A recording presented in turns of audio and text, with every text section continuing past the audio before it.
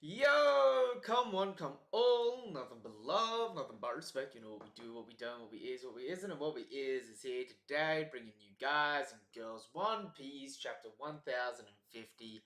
I know I'm a little late to this one. The chapters have been dropping earlier and earlier and earlier as of recent, which has pretty much meant I'm always at work whenever the chapters drop. So I haven't been able to be, just refreshing the page the second they're coming out. But that is what it is. And I'm a little later today because if you haven't checked it out already, the new Star Wars Obi-Wan series dropped today. The first two episodes are out on Disney Plus. So I was just fulfilling my inner child and watching Star Wars as I used to normally do before doing One Piece. So gotten all that done out of the way. And so we're here now for the great times that is One Piece. But before we get into the chapter, you know what to do. You know it's appreciated. Alright, subscribe to the channel, hit the bell icon for more notifications to content like this. Give the video a thumbs up and all that good stuff. And if you haven't already, alright, and you're just chiming in now to find out where to read the chapter, the link to the chapter is in my Discord. The link to the Discord is in the description down below. Go join the Discord, go over chapter links, and then bada bing, bada boom, smiles on your face. And yeah, we're all sorted. But that being said, let's just get into this chapter. Hopefully, I'm going to be organising to have Eggs for Brekkie on after I finish the chapter as well to continue through with the discussion. So we should be on for a little bit tonight, at least discussing this chapter instead of breaking it up into today into tomorrow, doing a separate video for the discussion. But we'll see how we're going. So chapter 1050, Honor. And so we're picking up Germa 66's Cold-Blooded Voyage, Volume 12, Ichiji and Reiju arrive. Now, I'm just going to say, first things first, it really did not seem like them based on the shoes. So that was an intentional red herring from Oda. They've literally just low-diffed everyone in the room, which is pretty funny. But there's a few there's a few weird things just thinking about that, because if it was always Reiju and Ichiji that were coming to get their brothers out, one, why show us just the silhouette? Two, we know that Cracker has been informed that they're here, so Cracker's probably about to roll up on them. And the thing about Cracker is he can just make an army of Gear 4 level combatants. So I ain't gonna lie, it's like this crew's really clean here, but they might have a really hard time just against Cracker on his own. Although maybe Reiju would poison Cracker, but if that's the case, like, ugh. Because, like, Ichiji's lasers, we've never seen lasers interact with the biscuits. They may just go through them, because we've never seen anything really block lasers in One Piece. And Reiju just may be able to poison the shit out of him, so... R.I.P. maybe a bad matchup for my boy Cracker, but okay. Also, really weird. Didn't we first see the silhouette at Cacao Town, and like that's like almost a day, if not a full day's travel, isn't it, from Whole Cake Island? And that was on the Sunny with like the ocean and winds on your back with a coupe de burst. So the fact that they've made like a day's voyage, seemingly in this cover page, in like a few minutes max. Because they were announced that they were at Cacao Town, right? Because they had conflict with the mayor and that. Then it cut over to Brule being like, Ichiji and Reiju are here, let's take them out. And then all of a sudden they're here. And we know this is on Whole Cake Island, so like, man, those thrusters really be due shooting them up, accelerating them to the speed of light, man. Like, honestly, to get from there to here in like a couple of minutes is pretty crazy for a speed feed, but that's just me looking way too close into this. Alright, let's move on. I need to find out, is this the decisive end? Alright, is this really where we're gonna be ending with Kaido and Big Mom? Because like I was saying in the last two One Piece videos I did, it's like I'm on the fence. It's like I understand it's dragging, this could be it, but if this is it, it's like I'm a little disappointed. I'm not gonna lie. It's like you could have just put in like 10% more effort and made it 100 times better. But in the same vein, part of me's kind of like, shit, if this is it was a good run. Like, it was a good innings. But, Poneglyphs? Poneglyphs, please? Yes? Update on Warlords? Yes? Yes? Yes? Yes? Update on Shanks and Blackbeard? Maybe? What about SSG? I'm just saying. Either way the cookie crumbles, even if the back half of one was a little bit of a big fumble, we still about that break the internet seemingly in the next couple of weeks. So I'm sort of, like I said, I'm sort of on the fence about this stuff. But let's pick it up. Alright. Sinking ever deeper, and Kaido is just Ooh! He even reverts back to human form. He's just getting planted through the Earth's core. Damn! There ain't no bottom to the. You're just crashing further and further down. Hole made by Kaido. Hole made by. Whoa! Damn! Damn!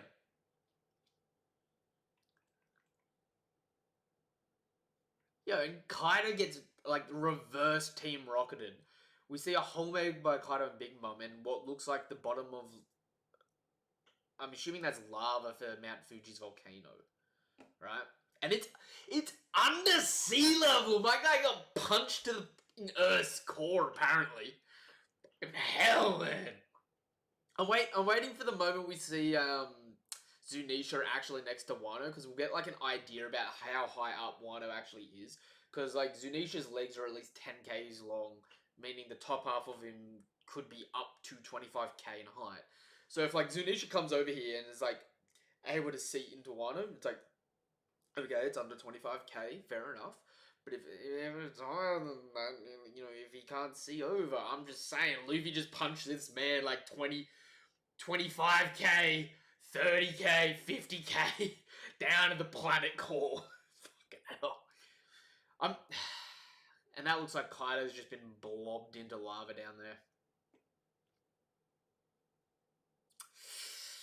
I don't know how I feel about that. I do not know how I feel about that. I'll keep reading. Hopefully Kaido gets back up. Hopefully Kaido comes in with the wham, bam, thank you, big man. Hopefully both of them come back, honestly. Like, if this is it, it's like, yeah, okay, this is it. But if they get back up, I'm gonna... Like I said, man, if Act 3 ends and then Act 4 opens up and it's like a bit more raw conflict, I'm not gonna lie, I'm gonna be a giddy little bitch. I don't care if it feels like it's dragging. All right, we've had 20 plus years of build up. Give us some, give us just copious amounts of payoff. Skull Dome, Onigashima. Oh! The declared victor of the rooftop battle has been revised. Let all in the realm hear. Yeah, you got Yamato holding Luffy. Yeah, and Kaido's gone back into human form. Oof. That do be seeming like he's out here. And Momo's all tuckered out. Up, up, and away. You guys really are something. I can't believe it. And Onigashima really is just sitting there, towering the absolute shit over the flower capital. Meanwhile, in the capital. You're still looking up? What? They're a big ass... You're blind! The lot of you! Meanwhile, in the... How do they not hear an island? Like... What?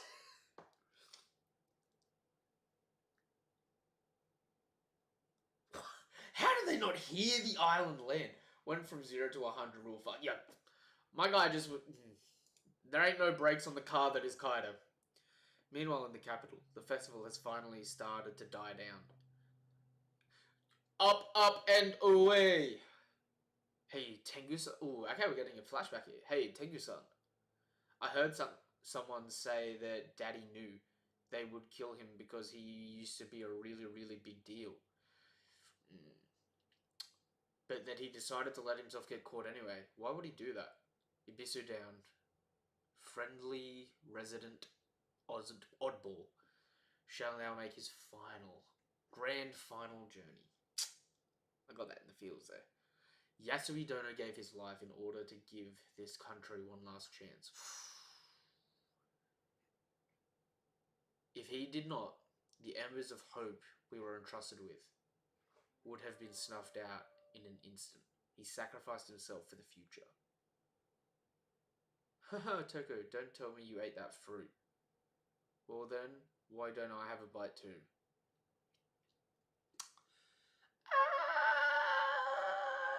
Wasn't there a Vivre card that implied that he didn't have a smile, that he didn't eat a smile? Or maybe that, maybe we don't actually see him eat it. Maybe he ate it, but after, oh no, because we know that anyone that eats the scraps of them still get the effects. It's a retcon, I guess. Or maybe the Vivre card was wrong. He hoped that one day you would be able to live happily. So it was for me. That's right. Then let me change my message. Ooh. How's this? For a samurai, there is no greater honor. Oh. I want to see you, Daddy. Crossed out. Thank you, Dad. Yeah, even Tengu's tearing up. Honor! Yeah, and all the sky lanterns are going up, and away. And Onigashima, there's a silence. Ooh! Nekomamushi's made his way up to the rooftop. Hello? Hello, hello. This sure takes me back. They're sky lanterns from the Fire Festival. Oh, okay, so the Fire Festival was a thing when you were living here. Yeah, okay, no, that makes sense. The sky lanterns from the Fire Festival. Now then, everybody, listen up. There is no doubt about it now. Luffy drilled Kaido straight down into the ground. And Momonosuke-sama used his gigantic dragon form to prevent Onigashima from crash landing. Ain't that right? You got it, yo. Momo's still just KDFO'd. Honestly, my dude is out. Yamato saying it with a chest, so just like, you got it! That pink dragon was Momonosuke-sama? Seriously? I had no idea he had a fruit power. I ain't gonna lie. Didn't most people in Wano not know that they were fruit powers? They just thought it was magic or ninjutsu? Like, Kempo's and... Oh, okay, I ain't gonna judge. It is what it is. It's been 20 years since this feud over Odin's regret began. And now, it's finally over. We've won, yeah. Ooh! We beat 2 emperors of the sea. I never expected us to survive. Yo, and we get a little flash through here. We got Kawamatsu, Raizo's all banged up, Denjiro's there, Kid and Killer, Law and his pet polar bear, Beppo, that definitely did major things this arc. Straw Hat took down Kaido. Yo, how did Big Mom and Kaido get their shit handed to them? Allegedly. Gotta add that there. How did Kaido and Big Mom get their shit handed to them? Allegedly. And Apu's still up. Man got backstabbed by Zoro. Man got a hand through the chest from CP0. Have X Drake bite him. My dude Apu's out here like a Terminator. He's like the... He can just take a hit, apparently. God damn. And we've got Nami celebrating his... Fuck! Mark is literally here in the backdrop, arms folded, no sweat, right? No injury, just like, yeah, well, it's just too Yonko. I mean, no big deal, honestly. We're gonna win. Fucking little. This, this has me feeling certain ways, guys. Yeah, we've got old man Hyo and the Yakuza bosses. Shit-eating grins. Chopper, these two are in bad shape. Is that Robin? Oh, okay, no. That's Kinemon and Okiku. Chopper, Zoro's not opening his eyes. Ooh. Zoro's just having a big nap. Give this man some booze and a, nice 8 hours. He'll be clean. I say that knowing that he's doubled his injuries after getting literally multiple bones in his body eviscerated by a dual Yonko top tier sword slash, whatever. Miyagi, there's too many casualties coming in. I'll lend you a hand. So disappointing in Big Mom's character arc, man. At this point in time, I do not confirm or deny whether or not she will be returning.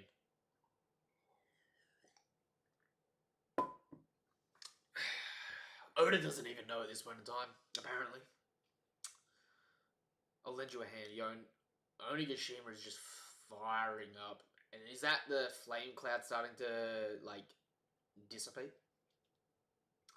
Zunisha, can you hear me? I have given it a lot of thought. And I have decided not to open our borders just yet. Very well, I shall follow your lead. I trust your judgment. Thank you, I'm sorry. What was that, an earthquake? What?! Yo, Oda out here listening to my last few years worth of videos being like, man, you gotta open one of those borders. The arcs aren't open until the arcs aren't done until we open the borders, man. Gotta destroy the island. You saw what happened to Punk Hazard, man. We got. Oda's just like, yeah. Don't worry about it. I gave up on that plot. Like, no! Bullshit! End Act 3. End Act 3. Start Act 4. Open the borders. You're playing with me, man. You're playing with me.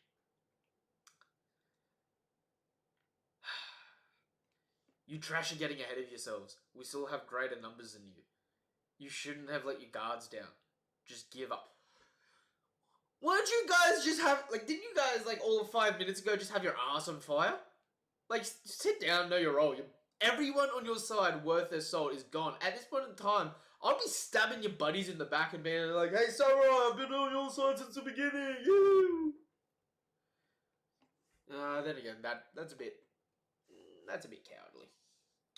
There's no way Kaido-san actually lost. We're the crew of an emperor after all. These guys.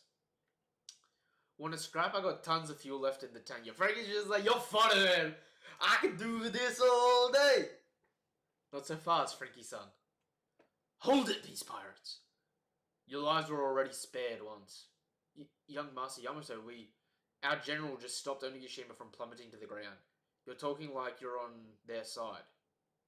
If you keep fighting after being saved by the enemy that beat you, I'll personally grind you to dust myself. Whoa, huh? Yo.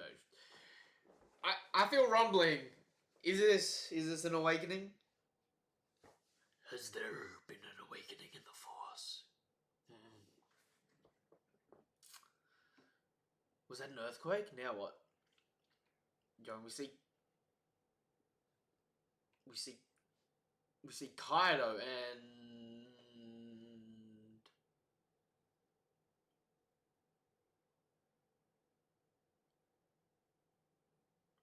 wait. I'm just sort of putting it there. Is that Kaido and Big Mom or Kaido and his jacket? No, that's Kaido and Big Mom because you can see where his jacket would be on his back there. In between his leg and arm. And it's just like melting away. Is that Kaido and Big Mom unconscious in magma? Hold up!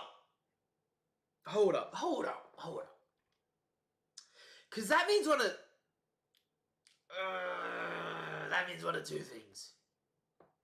And I don't know how I like it. Underground magma pool. Either Kaido and Big Mom are going to get back up and fulfill my hopes and dreams of actually, like, coming back with an awakening and kicking ass. Since we've had no confirmation of Kaido or Big Mom using an awakening so far. Right? And then that would be like, chef's kiss. But if that's the case, they just, like, I know they're durable, but it's like, that just hurts Akainu there being like, they can just take a swim in magma, it don't mean shit. The flip side of this is, did Magma just get the third W against Yonko? YP Kaido Big Mom.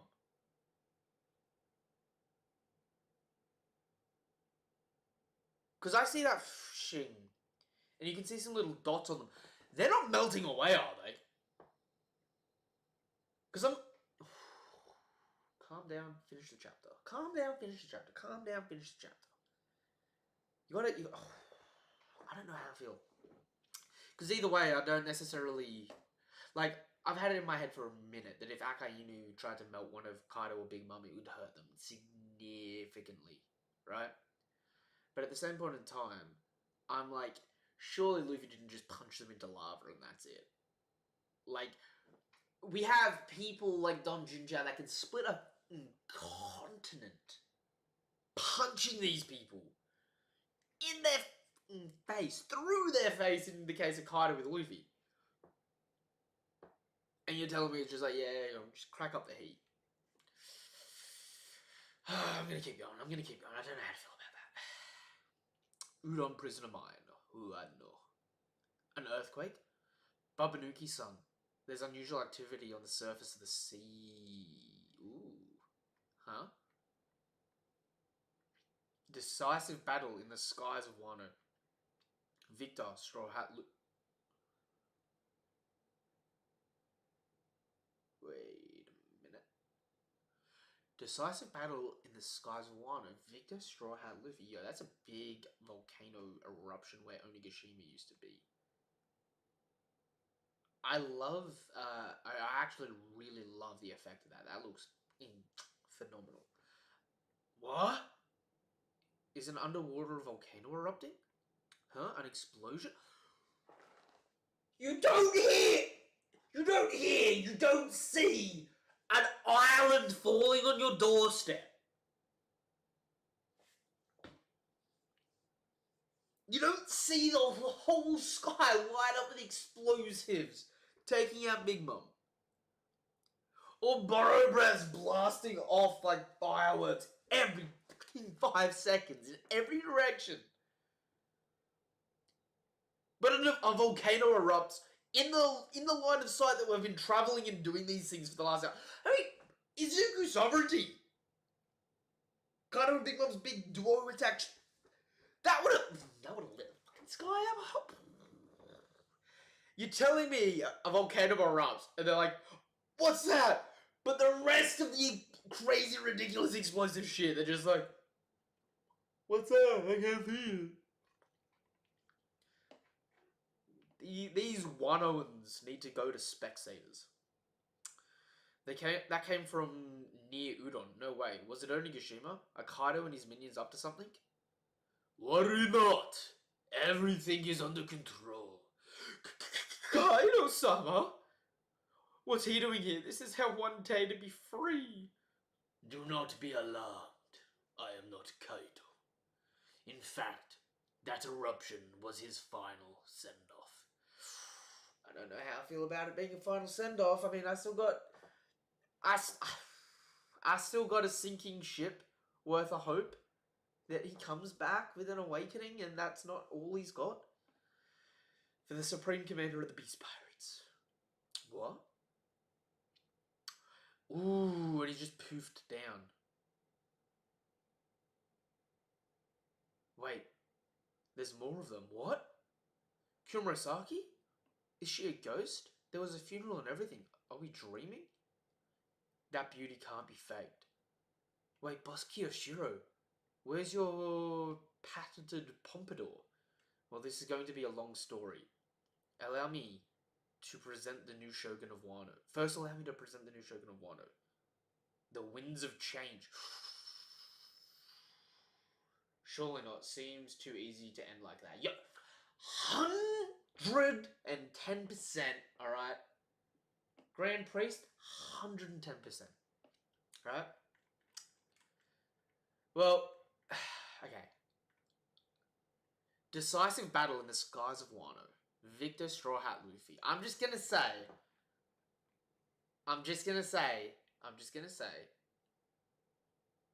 Mr. Land, Sea, and Air. Kaido won battle 1. Right?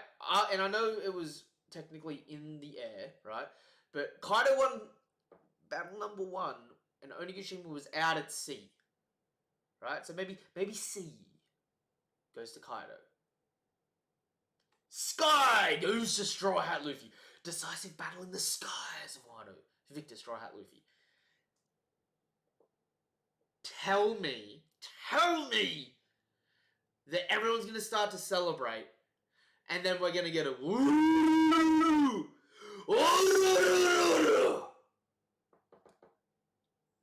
And the third and final battle will be Act 4. Please. I'm grasping at straws here. Surely this isn't the end. But tell me they have a third battle. Because at the moment, we need a tiebreaker. Right? We've never had a tiebreaker really in One Piece. Like, we had Croc beat Luffy 2 out of 3, and then Luffy come in the final one. Yeah, get out of here. But land, sea, or air is the challenge. You're lost at sea. You're won in the air. Take it to the land. Right? Take it to the land. Chat, what are your thoughts? Thoughts on the chapter? It just feels like there's so many open plot lines. And the fact that even, like, Wano's borders opening up, Oda's just like, yeah, I'm giving up on that. It's just like, you don't set that up and shove it in our face every couple of chapters for the last 4 years. And then pull back last second. He's better. We need to see his awakening, please, Oda. Yeah, 100%. 100%. 100%. I'm telling you, because right now, right? What? He's been punched down. Zoro's out. Robin's out. Kinemon and Okiko are out. Ashura Doji's dead, arguably, as the only freaking fatality this arc. And Konjuro and Orochi, but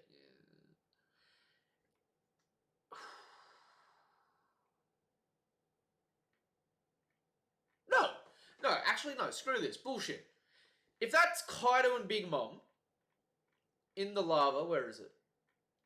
If that's Kaido and Big Mom, say Kaido's got his jacket on and that's Big Mom, right? Not Kaido and his jacket separate. If that's Big Mom, that's a hand I see. You know what comes along with the hand of Big Mom? Fucking souls! Bring the magma to life. Rise up from the ashes. And when everyone started celebrating, like, yes, we won. Thank you.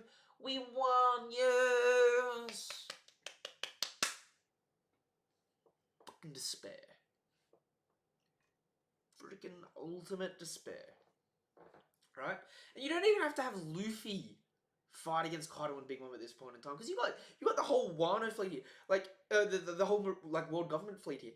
I mean, shit, everyone could just start prematurely doing things, right?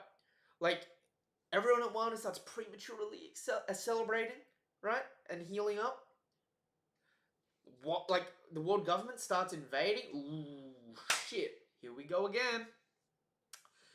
once like those two forces start to meet, it's like, oh, this sucks, but you know, we'll do what we can. Big Mum pirates that haven't played a part, right? Including one of Big Mum's commanders. She's got commanders here. I'm just saying, right? Big Mum and Kaido come back with Awakenings, please. If this is it, and this is them, I'm sorry. I am sorry. Whitebeard is pulling their asses apart and giving them the quake of justice. Because in all honesty, this, like, I've done the tally up for Kaido. Kaido sits at around, like, when I last time did the tally up, it was a fair few chapters ago, but it's like, what? It was around 130 injuries that Kaido's received so far, right? The fact that Kaido and Big Mom have gone down, and we didn't get a rundown like Kaido of what it took to beat them, and I know we saw everything, right? But like just to have that, like, you know, like, even while fighting a conqueror for hours, even with the Surgeon of Death eviscerating organs, being turned into human magnet, like, without a rundown like that, it just doesn't feel cemented, you know what I'm saying? As Captain Yami would say, Luffy needs to surpass his limits once again. Yeah, 100%. An admiral would be an honourable death, to be honest. Shit, I mean... Yeah. Yeah. What are your thoughts? Is Kaido and Big Mom out? And do you think this lava is beating them? Are you, like, because... I'm really freaking torn about this, because it's like the lava should really be jacking them up right now. In the camp of, like, as an Akainu supporter, because Oda always is just like, this man is a myth, he's a living legend. Oda gasses him. Straight up gasses him. Right? So it's like his element should hurt these people, but at the same time, it's like, kind of when Big Mom fell in some lava and they died? What? Get out of here. Or, since they both have advanced Rio, they're just sitting in there, arms tucked in, just flexing themselves with Haki, just like, we need to get out of here. But like, Kaido's out cold at the beginning of the chapter, isn't he? Eyes closed, going from a dragon into his little baby form. Yeah, he's out cold. Missing horns and all, look at that. Luffy actually claimed this man's horn. I don't know. It feels weird. And with the explosion, it feels like Momo's saying, oh, we're not going to open Wano's borders. Feels like it's not even going to be an option if, like, the landmass underneath Wano explodes.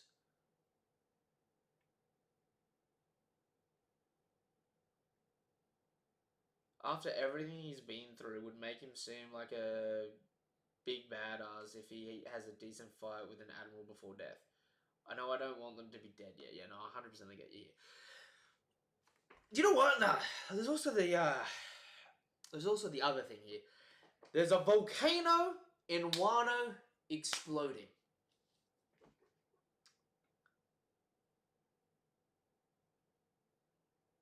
Huh. There is a volcano in Wano exploding. Just say that out loud to yourself. There is a volcano in Wano exploding. Yo, get Xwell. Zik. Good to see you, my guy. Good to see ya. There's a volcano exploding. Wano is the place in the world where sea stone comes from. Since Sky Island, we were getting detailed going, Sky Islands exist, and the chemicals that make sea stone exist from volcanic, like, what is it? Paraboin, or whatever it was, right? Exist in one country in the world, in a volcano, and when it explodes, sends all those nasty sea stone chemicals into the atmosphere. I'm just saying, people are about to start getting shit nerfed if if Oda remembers that fact, we're about to start getting a whole new run of sea stone going out into the world. Maybe even a new sky island forming right above us right now. So shit. Feels weird. See, this volume is the ending arc of Wano. See, your prediction for face value, Ged, for face value, if this is it, you're correct. You are correct, sir. They need to die by old fleet admiral so they then seem like a big bad end series villain. I was right all along. Shit, man, you pulled a fast one on us, but I'm a captain. I am the captain. And I choose to be indecisive. This feels like the end of Wano, but it would be better if this isn't the end of Wano and it keeps going. I'm just saying.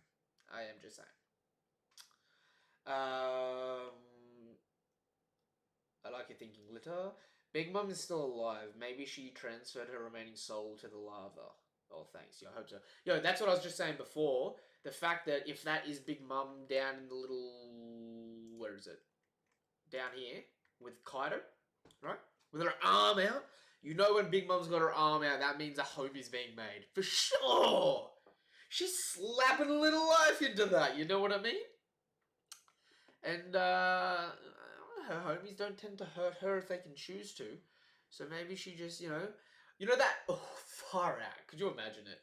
You know the scene in Marineford, since this is parallel Marineford, according to Oda? Remember that scene in Marineford where Jinbei throws Luffy in front of the three admirals? With the pillar of water?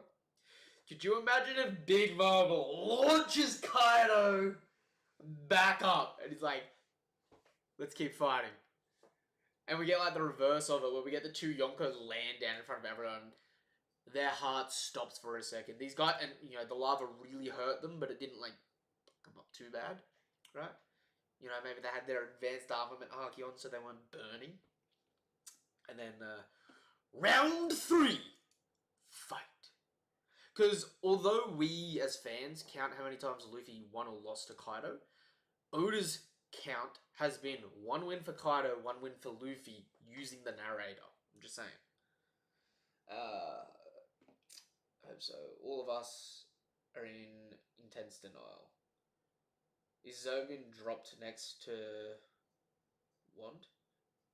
I do not get that.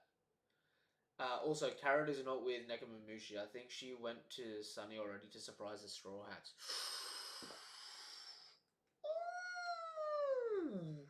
Look, I'm just going to say this, right?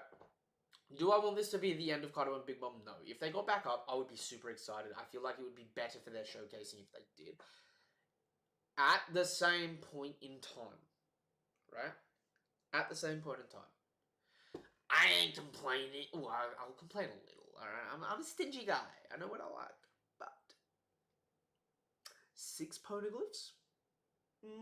Yummy poneglyphs! Right? What's happening around the world? Ooh. Chef kiss. Right? And then some Blackbeard, some Shanks, some Gorose. I'm just saying. If this is really the end, the next volume of One Piece, the next 10 chapters are gonna blow the fucking shit out of your mind. Alright. I might try and organise a chat to get going and then transition over to doing a discussion as well. Especially while the chat is booming.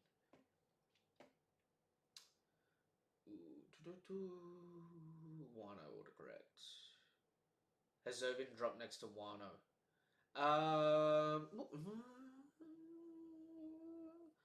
Could you imagine if Zunisha like kneels down under the water and just shrugs off the island of Zou on its back next to Wano? Be an interesting premise. I think they won't be dead, at least Big Mom, since Zeus is alive. And it's also nice that Luffy isn't able to kill them since they are termed as the strongest. Yes. And that sounds like Eggs for Brekkie is almost getting ready When he gives me the okay, I'll greenlight him into the stream. You there, Eggs? You ready to go live? Alright, you're on mute. Here we go. So, I don't know if you're watching the stream. I've only just finished the chapter.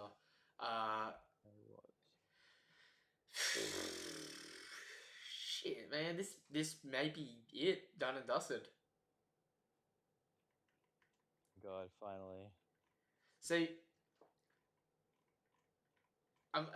again, I know this should like really have just knocked out of me that that it's going to continue, right? I'm still really on the fence about it because I'm like all the talking points that I've been talking about are still there, and the fact that and like this really is messing with me. They got punched into lava, right? Into magma. Yes. I'm sitting here and I'm like weighing up the scales of justice. Like, this is Akainu's ability. If it doesn't hurt them, Akainu's a scrub.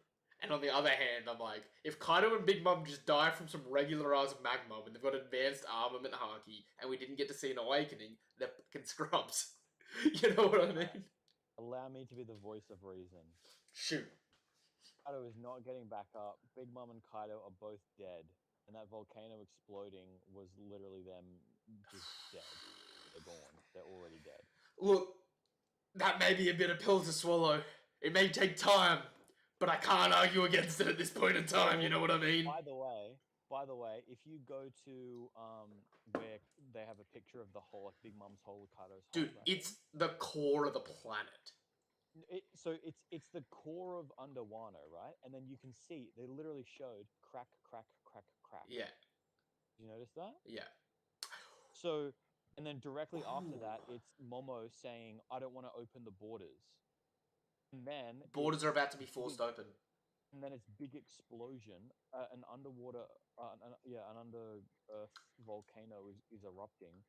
Basically, they've gone into a volcano that was laying dormant under Wano, and they've exploded it, and now that volcano is going to explode, and then exactly what I said, by the way, is going to happen.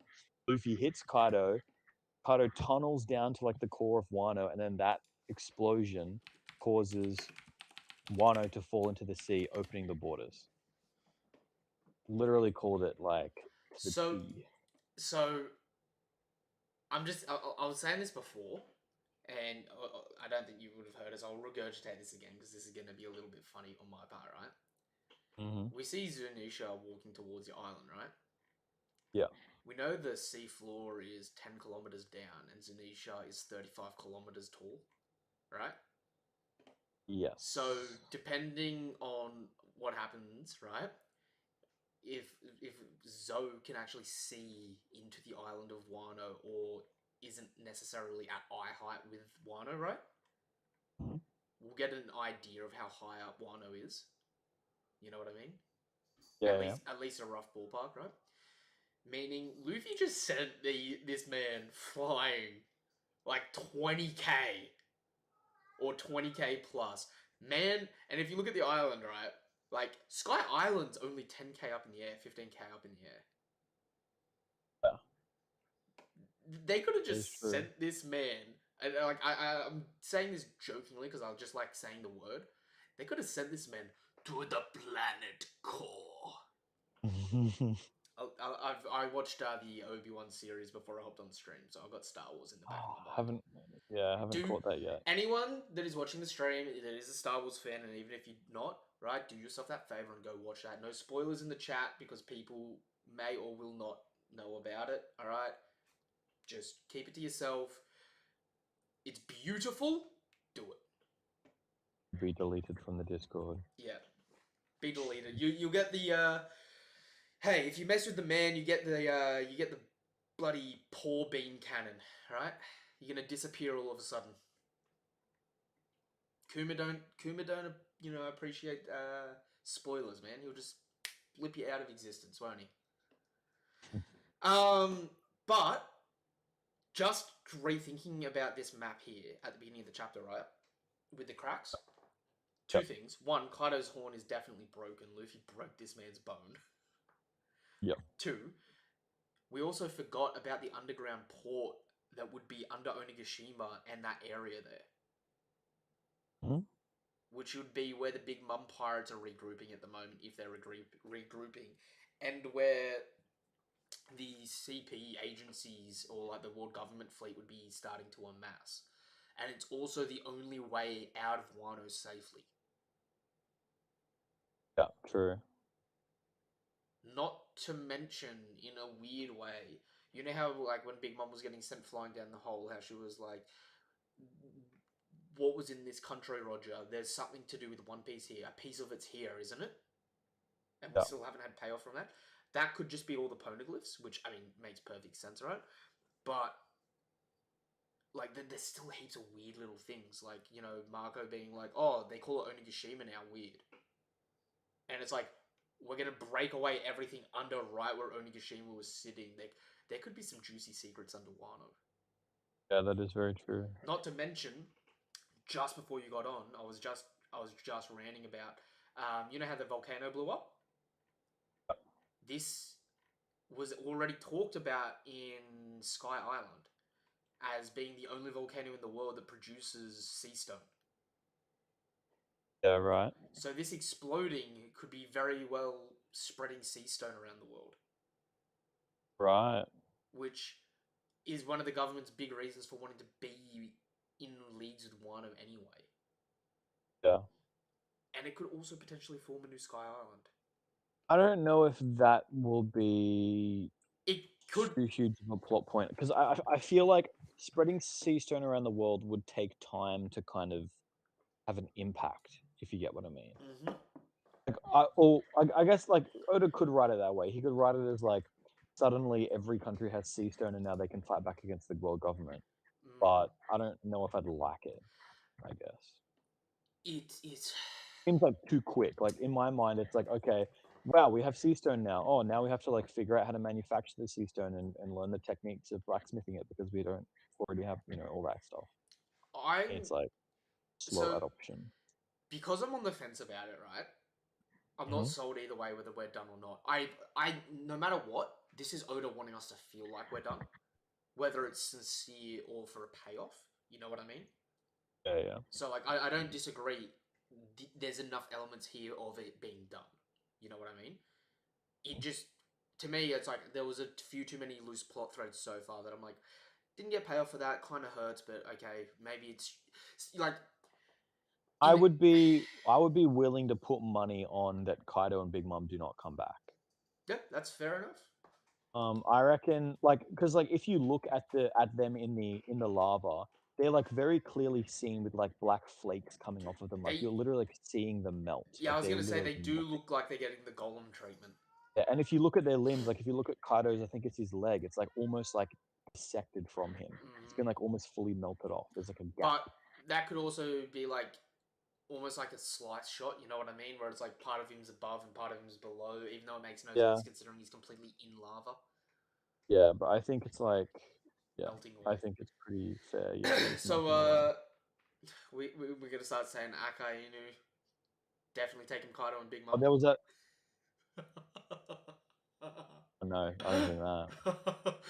I don't know, man. They're wasting away in the lava here. We've seen I mean, Akainu make an so island-sized volcano. the thing that I'm going to say about Akino is right now he has a lot of clout from being fleet admiral, from Oda talking him up and stuff. In my mind, though, his fruit gives him no clout At because this Rio exists, at this and Kaido literally said like fruits basically don't matter if you have a certain level of haki. at So this in my mind, like Akinu must have really good haki, and he probably is oh really yeah. strong. Like I don't think he's going to be weak. I think he's going to be really I fucking strong. But I don't think it's from his fruit I at need all. to I need I to just preface yeah. this. I think now. This is a joke allegedly.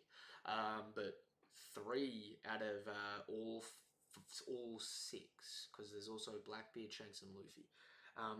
Three. So half of all Yonkos have had essentially the major defeat be lava. Whitebeard having half of his face off, and now Kaido and Big Mom. I'm just saying. Oda out here being like, yo, you know what would really fuck them up? Some magma, man. Just throw some magma on him. It's almost a fetish at this point in time. You know what I mean?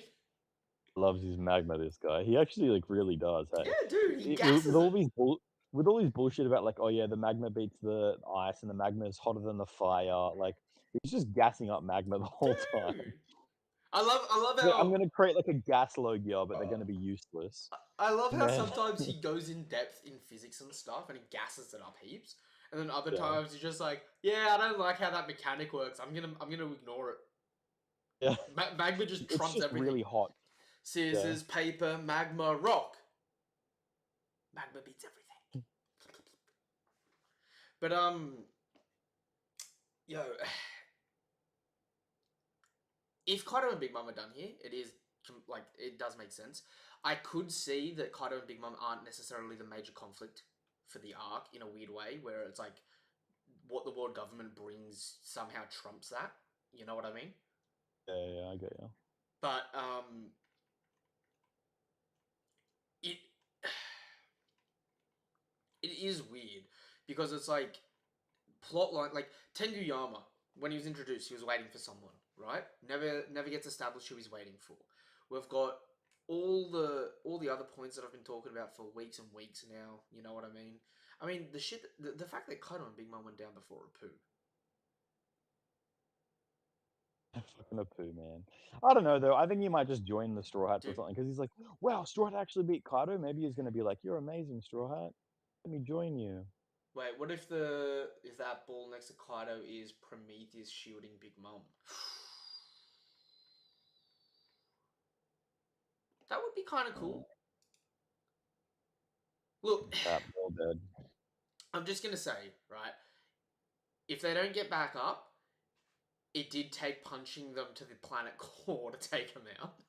That's the thing, though, is like, what the hell is Luffy gonna get above what he just did? Because he created a massive fist the size of like an island with his new awakening, with all of the haki that he's gotten. Like, to be honest, I feel like Luffy had to grow a ridiculous amount Yeah, just to do what he's done. and mind So, you, like, if you're gonna bring back Kaido even stronger, it's like, well, what the hell? What's Luffy doing now? And also, how's he getting healed? it's also. I mean, it could be part of the awakening, the healing factor, but again, takes time, and he's unconscious in liquid under intense heat. No, I mean Luffy. How's Luffy getting healed? If we're gonna say that So, they're gonna scrap again, is Luffy getting back into that fight? Marco, That's Mark, it seems like way I too many so articles. I would be way more mad that they. so again, I was saying this earlier, right? Where I was like, if it happens, I actually almost feel like if Kaido and Big Mom get back up, they're severely weakened, but they go into like a final form. That maybe Luffy doesn't fight them, or at least not right away, and that's sort of like a big tragedy sort of thing. You know what I mean? Mhm. That's looming, and it could even be that we sort of get a break to heal up. Like say they're out here, right? We start prematurely celebrating, and the world government starts prematurely invading, and then like that's conflict starts, and then Kaido and Big Mom come back, and then the Big Mom pirates that were saved the whole arc come back with Big Mom as like instead of like a battle between two forces, it's a battle between three now. But it's like because they can also be in interconflict. You know what I mean? We can like back away and heal up a touch. But Just think it like from like a narrative standpoint, it's I don't dragging. think it makes sense. Yeah, I don't think it like because the thing is like that's the thing is like if Oda really did want to drag it more and add another conflict in, instead of bringing Kaido back, let that be the grand finale, the giant island-sized fist, which is kind of cool. And then bring in like the world government, bring in Lucci or something like that. You know, like Which, if you want, there's a lot of other options. Or bring in Blackbeard or mind you, right? The government ships that are on the way are from the world government, right? So there's no marine Mhm. presence, but there is probably a CP presence with them. We did get the flash of Lucci, Kaku, and Stussy, but like we talked about this in the past, like when we went into a deep analysis of it, and it seems like they're at Merijoa, they're not actually here, which makes Yeah, sense yeah, yeah. because we last saw them at Merijoa for the Reverie, right? But that's not to say that there like couldn't be an unnamed amount of random CP0 members that are all roughly commander level. You know what I mean? Yeah, right. Like there's no like we've never been told the extent of CP0's forces. Is what I'm getting at. If Yeah, that makes true. sense. So it's like while all our guys and their heavy and our heavy hitters are like too fatigued to do anything, it's like some of the lower people that may not have gotten anything happen so far, like Brooke. You know what I mean? Like Brooke and Beppo. Yeah. Maybe they step Yeah. up and they've got to like protect us against some okay CP0 members. Hmm. Again, that just could be dragging it out though, because right, the only way I see this conflict continuing is if something happens and it goes Act 3 end. And if we ever get an Act 4 start, I'm like, okay, there's going to be something big. You know what I mean? If in Yeah, like yeah, a yeah, chapter or two, it says Act 3 end, Wano close, right? yeah. I'll just be like, okay, that's the arc. If that Mhm. makes sense. You know what I mean? Yeah. Because it's like, at this point in time, it's like, the conflict and the hype was to take out the Yonko, and really, at this point in time, there's no like there's contest, but really there's no contest because Luffy is the emperor. You know what I mean? Like Yeah. like none of the emperors had beaten another emperor. The closest is Blackbeard jumping at Whitebeard after Akainu did 90% of the damage. You know what I mean? And Yeah, yeah. even then, he didn't get regarded as like an emperor. This whole stagnated thing, it's like really from a pirate perspective, although we're like, okay, narratively, there's still Blackbeard as a rival and stuff like that. Like, realistically, there's no rival in the sense that Luffy just gets the credit for forming an alliance, taking down two emperors, no contest. And it's two emperors as well, which is like absolutely ridiculous. Yeah. Like, do you remember when like Big Mom first rocked up and we were just like, oh, she has to leave somehow. There's gonna have to be something that like gets her to leave because it can't just be Or like, someone comes in and helps. Like, remember all the like the yeah, Scopper Gabat, like Scopper Gaban bloody theories, or it was like, yeah, that kind of stuff. we're Yeah, gonna have another Roger Pirate come out of nowhere, man. It's coming, it's coming. I yeah, it was remember like fake unbelievable. And then spoilers. and then when we learned Rio, it was like, oh, okay, cool. He's gonna use Rio to beat Yeah. Kaido straight up. And then And then Kaido whips he out Rio and Big Mom whips out Rio, and it's just like, oh, so Haki doesn't matter. Okay. yeah. Oh, Then it's Awakenings. like, okay, now I have Conqueror's Haki, and then it was like it was this big kick of like, oh, you basically have to have Conqueror's Haki now to be like top level, and then now it's like, but he's kind of still It's matching Kaido and still losing to Kaido, and then he awakens, and it's just yeah, all it really did was say to me, to be top tier, you need everything. Otherwise, at best, you're commander level. yeah. Like, there's a reason there's a big jump between commander and Yonko.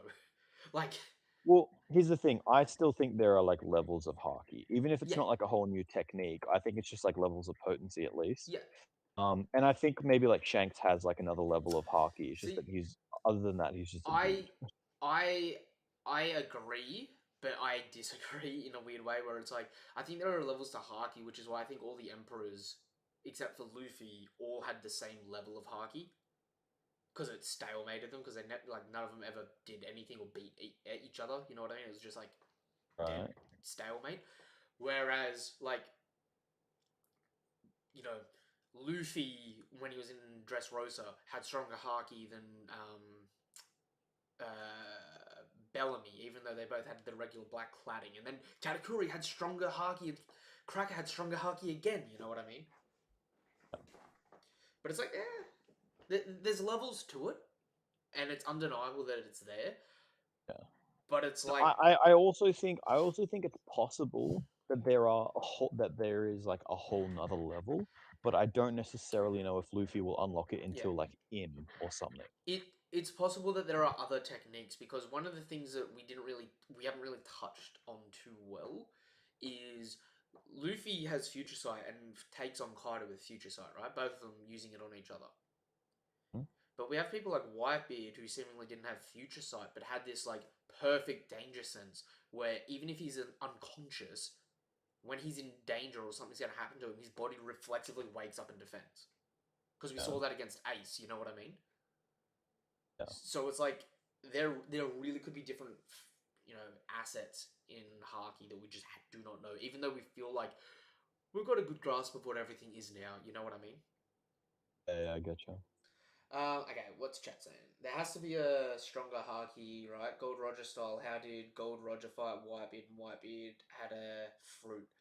Uh, I've expressed my feelings of Let's not. I've expressed my feelings of that in the past, where, like I said, I feel like all the Yonko, including Roger and Whitebeard, to an extent, their haki was so equal that when you bring a fruit into it, it doesn't actually play a factor. Because, like Kaido said, haki's like the more important thing there. But we're not going to go into that super deeply again. We've done that for hours. Um, no previous streams. Um, I did not give Big Mum's defeat to Luffy, to be honest. Lauren Kidd missed out. Yeah, I said that I Yeah, wouldn't yeah. mention that. Yeah. Well, yeah. I mean, It's more just like the idea of it is the same in a sense. I have to now ask this question, and this is a really The hard question. idea that in general there was two Yonko there and they both went down is just like really grand and kind of unthinkable. And Luffy will get the Not credit for as much that. that Luffy beat them both. Luffy Yeah. will get the credit for that because you got to think all the citizens, all the alliance, it's all there because of Luffy. Even though Law's technically the one that started this shit, Mm-hmm. it's all credited from points of view of everyone at this point in time to Luffy. It's like Luffy featuring Kid. Yeah. You know what I mean? Yeah. So I've got to ask, do you think the bounty raise is going to be his last bounty raise in the series? And how high do we go? It's gonna be raised. Hey, I was about to say I don't even know if it'll be raised, but it has to be because like the world government just found out about this fruit. I'm just going to say I this. I genuinely think it might even be straight up just above dragon. It might just be like he needs to die now. Because if you take down Kaido and you're that fruit, the biggest thing for me, it's not taking down Kaido, it's the fact that they know You've that got he's awake with that fruit you've and got the he's threat at level least now. strong enough to beat Kaido. Yeah, and It's not, so yeah. you've taken over the biggest rival country. You've defeated two of the biggest rivals. You've amassed an army, and you've awakened a ridiculous mythical ability, Yeah. The other and thing is that mastered all three types of haki. and there's also a possibility now that we'll see like because like all the stuff with like Vivi and that with them like trying to take them out and stuff. It's possible that we'll see like a bunch of places once Luffy gets this recognition, basically come out and say, "Yeah, we side with Luffy. We're his territory now." Mm. Now suddenly he's like a territory owner, and he's got So people that were originally part of the Reverie, not just a part of the world government, but like specifically they had a place at the Reverie, and now suddenly they're just like swapping sides. That's like a straight up rebellion. if Like that's not even like, oh, I'm not going to do what you tell me to do. That's like I'm taking your islands that are a part of your government and I'm flipping them to me. okay, if this is the end of the arc, I'm gonna make it a really odd call here. 1056 will be the bounty reveal, which gives Okay. us only 5 chapters to wrap everything up. Good call.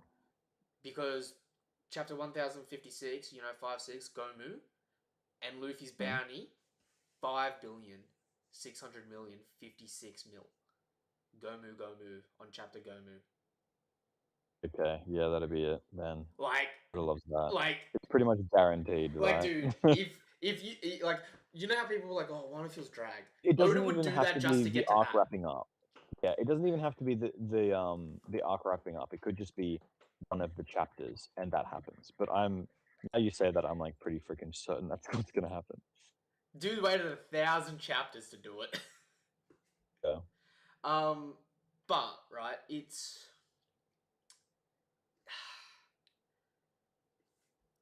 if Luffy gets a new bounty here, is this going to be the last bounty for the series though? Because I tell you what, Zoro needs at least 2 bounties. He needs a bounty for this, and then a bounty for taking out Mihawk. You know what I mean? That's true. That's true. So it's like, do we see Luffy getting one bounty jump and that's it?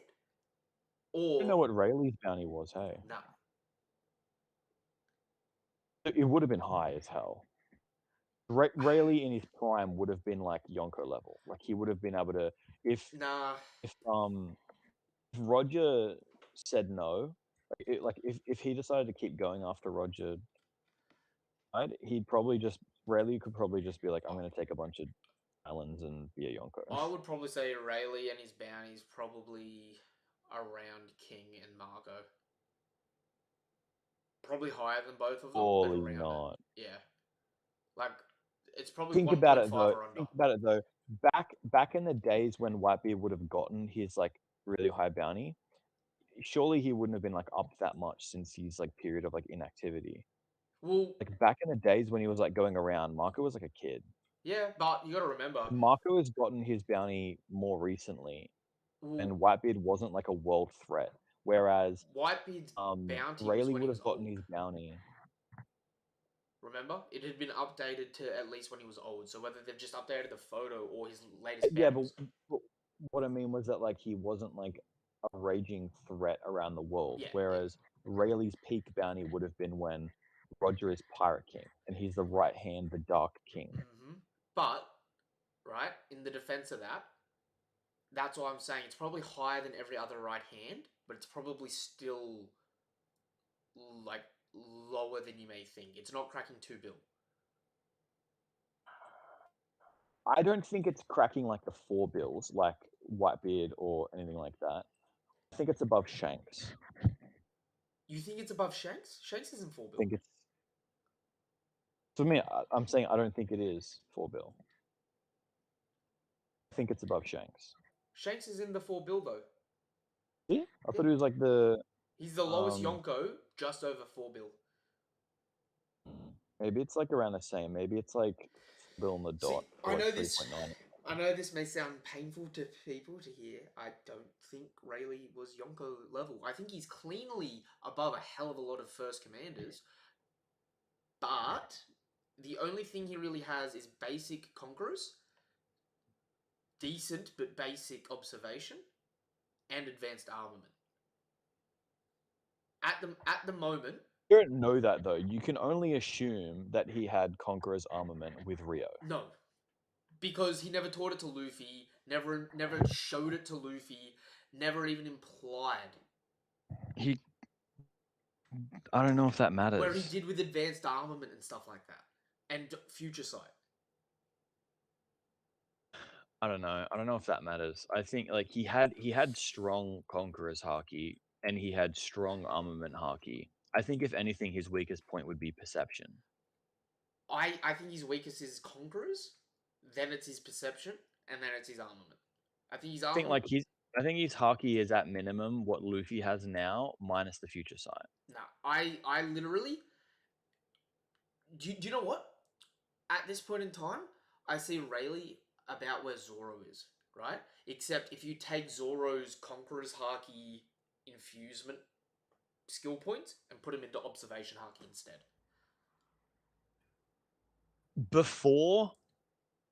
Before Zoro masters Enma, so like right now, assuming he hasn't mastered Enma in his I'm sleep, talking, he's probably as strong as Zoro right now, except better observation, weaker Conquerors. I don't even know if current Rayleigh is as weak as Zoro is right now. Mind you, current Rayleigh was fighting Kizaru. Yep. He was getting tired, but his level of combat ability Yep. is the same as Kizaru. Yep. He was just getting tired really quickly because Yep. he's old. I Zoro can't clash with a admiral right now. Yes, he can. 100% he can. Do you know Ooh, why he I'm can? gonna. Do you know why he can? Ow. Because he did the same thing. He clashed with Big Mom and he clashed with Kaido. He was on the lower end of it, yes, by all means. But mind you, he got 2 power ups since that. But it wasn't just that he was clashing with them. It was that like he was like getting hard carried by Law's support. He was Yep. doing like a slash and then being like almost insta killed and getting bailed out by Law. Again, Like, if he was 1v1ing Kizaru of all people, he's getting slapped. mind you though, right? Kizaru really just didn't want to deal with the situation, and instead of spamming his attacks like he normally would, he brought it into a close quarters combat match to just Because here's talk. the thing. Wait. Because here's the thing. Next battle is either like Mihawk or it's like an admiral, Yep. right? So Or me, Shiryu for whatever reason. yeah, or Sherry for whatever reason. Yeah, fair. But essentially, what I'm seeing from Zoro is he once he fully masters Enma and can basically just always be doing Conqueror's Haki slashes and not get like Haki tied from Enma. Mm-hmm. That's him like End of fighting series. Mihawk. Yeah. Yeah, And Mihawk's above and Kizaru. Not Kizaru, sorry. Mihawk's above Rayleigh. actually, one additional power up, turning the blade black, But potentially even all three. Rayleigh doesn't even have a black blade. No, I know. I'm just saying like potential end of series for Zoro. But then again, I think end of series for Zoro is probably going to be above Like, like I said, Rayleigh. in a really weird turn of events, if you assume right that Rayleigh has an advanced observation, right, just Hmm. because we've seen he's decent at using it, right. The only thing he hasn't Hmm. showcased is advanced conquerors. So he's got two advanced Hakis, and he's a top tier swordsman that's got ridiculous brute strength, right?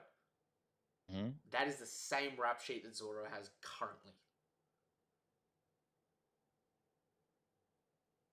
I don't think that really makes much of a difference. The thing is that also the thing is, I think it's like pretty well. I'm pretty confident that he has advanced conquerors because he has really good conquerors and really good armament, and he fought with Roger against Whitebeard. Da da da da. Da. He knows advanced conquerors We back and forward. weirdly enough, right? I would The give it thing to is, him, except Roger had it, Odin had it. Seemingly, Odin to Rayleigh, they were just like slightly different versions of each other. You know what I mean? mm, Like in a weird roundabout way. I I could think they were fairly even. I don't disagree that they were even. But in a weird turn of events, right? Based on the story, we've had Rayleigh showcase every other form of advanced Haki other than Conquerors. Talk about every other advanced form of Haki other than Conquerors, right? And we've seen other people on his crew use it. Seemingly, he just didn't. Wait, He just wasn't that guy. what do you mean by every form of advanced haki other than conquerors? The only other form is future sight. No. There's other forms of advanced observation that aren't necessarily future sight. When did Rayleigh talk about them? You're saying that he talked about everything Well, he except for talked about conquerors. future sight to Luffy. That's all he did, though. That's the only advanced form of haki that he talked about to Luffy. He also talked about Rio. He didn't teach it to Luffy, but that was the first thing of armament he showed Luffy was advanced Rio. And Luffy was even saying when he was learning Rio, it's like, I can't do the shit Rayleigh was showing me. Yeah, that's the thing as well, is that he didn't even teach. Like, the thing is, like, how are you going to teach someone? Remember, Rayleigh was only there for like the first part of the training. How are you going to teach someone advanced conquerors I'm, haki I'm not when saying they can barely armament their up? Like I'm remember, post time skip, he was occasionally failing to I'm armament himself I'm up. not saying that he would have taught it to him, right? Because this is the clear distinction. He taught Luffy just the basics. He made Yeah, Luffy aware of the other advances, though, that he was capable of. but here's the thing. Here's the thing. He was not capable of future sight. He still told Luffy about it. Exactly. Okay, so if he's not capable of advanced conquerors haki, wouldn't by your logic he still tell Luffy about it? He should. He just didn't tell Luffy about it because like he's not gonna just like it's not just gonna be like this big rap sheet like Hey, it's an anime. You know what I but mean? we didn't even like again. We didn't even get a flashback of Luffy going, Rayleigh did that, or Rayleigh could have told me about that. You know what I mean? Where we did Yeah, with that's every other true, but form of Haki. that's true. But what I'm saying is, if the reason why he didn't teach it to Luffy is because he doesn't know it, then why did he explain future sight? Because he said to Luffy, right? There's abilities out here like seeing the future right? What will you Yeah. do if you come across someone that's able to do that? Yeah, why didn't he say there are abilities out here that is like that is strong like Conqueror's Haki? What will you do if you come across someone that you can't even punch? And it's an He didn't. excellent point, but it's interesting that it's the only facet of an advanced form because Rayleigh's able to fucking full on survey an entire island just by being there and tell exactly how strong every single person is on the island. You know what I mean? Yeah. That's an advanced form of observation if ever I've seen it. It's just not future sight, right? Mm, That's essentially what yeah. Fujitora does to see meteors in space and go yoink. Yeah, I guess, but I don't know about that because like NL did it. You know what I mean? I don't know NL if it has to be an advanced level. Like NL had an when we're talking insane. about advanced level, we're talking about like an advanced technique. NL has top three best feats of observation haki in the series. Full stop. Top four now. Forgot Kaido has future sight. So, are you saying that he has an advanced form of observation haki? I'm. I'd say I'm. he just has a really good version, like a He really was able to decent see. level of a normal version. He was able to see arguably a day into the future. How about this for an example? Luffy can sense people's strength, Yep. but he just hasn't necessarily said that he can do it across an entire island. Yep. So Luffy has the same Yep. perception haki that Rayleigh has, just not as good. We also know So what Voice I'm of All saying, Things is an observation haki skill tree perk, right? Luffy has that. So Luffy already off cuff can see the future, right? Has 1 in a million observation hakis with the Voice of All Things and can sense people's power, and he just hasn't necessarily mastered it to the full size of an island yet. but what I'm saying is that I don't think that's an advanced form of haki. I just think that's like a type of normal perception haki that people can fairly commonly have, and rarely happens to have it at a really, really potent level, the same way that Cracker has basic armament haki at a really, really potent level. Yeah, it is very well possible. I choose to believe that it's a form of advanced haki because we've seen the weaker version of it, though. You know what I mean? But that's what I mean is that like Conqueror's armament is distinctly different from armament. Yes, but then again, Conquerors, full stop, is distinct from every other haki. Sure, but Rio is distinctly different from armament. Like No, every advanced form of a haki is distinctly different. Rio is just a process of regular armament and just extending it off you. Really, That's huge, and it it's causes like it internal is explosions. Like it's very its different. effects are huge, but the premise is pretty much the same thing. But based on that, then you could say that sensing someone's emotions the way that Fujitora does and Future Sight are essentially the same thing. They're both technically perception. Yeah, So they're both in the same category. they're, They are they're distinctly different they're things. both they're both advanced skills of observation, just in different like avenues of it of the perk tree. You know what I mean? Yeah. But they're still both an advanced form of it. There's not one advanced form for every form of haki, and that's like it. You know what I mean? Yeah. But what I'm saying is that like you can have like just because you can expand something to the size of an island doesn't make it another level of ability. It's just more potent. Like I get what you're saying, right? And I guess I don't necessarily have a solid leg to stand on because it hasn't been necessarily directly stated. I view it personally that way, just because we've seen tiers of it, just like we've seen tiers of future sight. Like there's basic precognition, like there's like a danger sense, precognition, and then full blown I'm predicting the future, what you're doing and what you're saying. You know what I mean? That's like Yeah. level one, level two, level three. Then there's being able to sense people's like voices, being able to expand that to see people's voices, right? Even when they're through objects and stuff like that. And then doing it continental plus level. You know what I mean?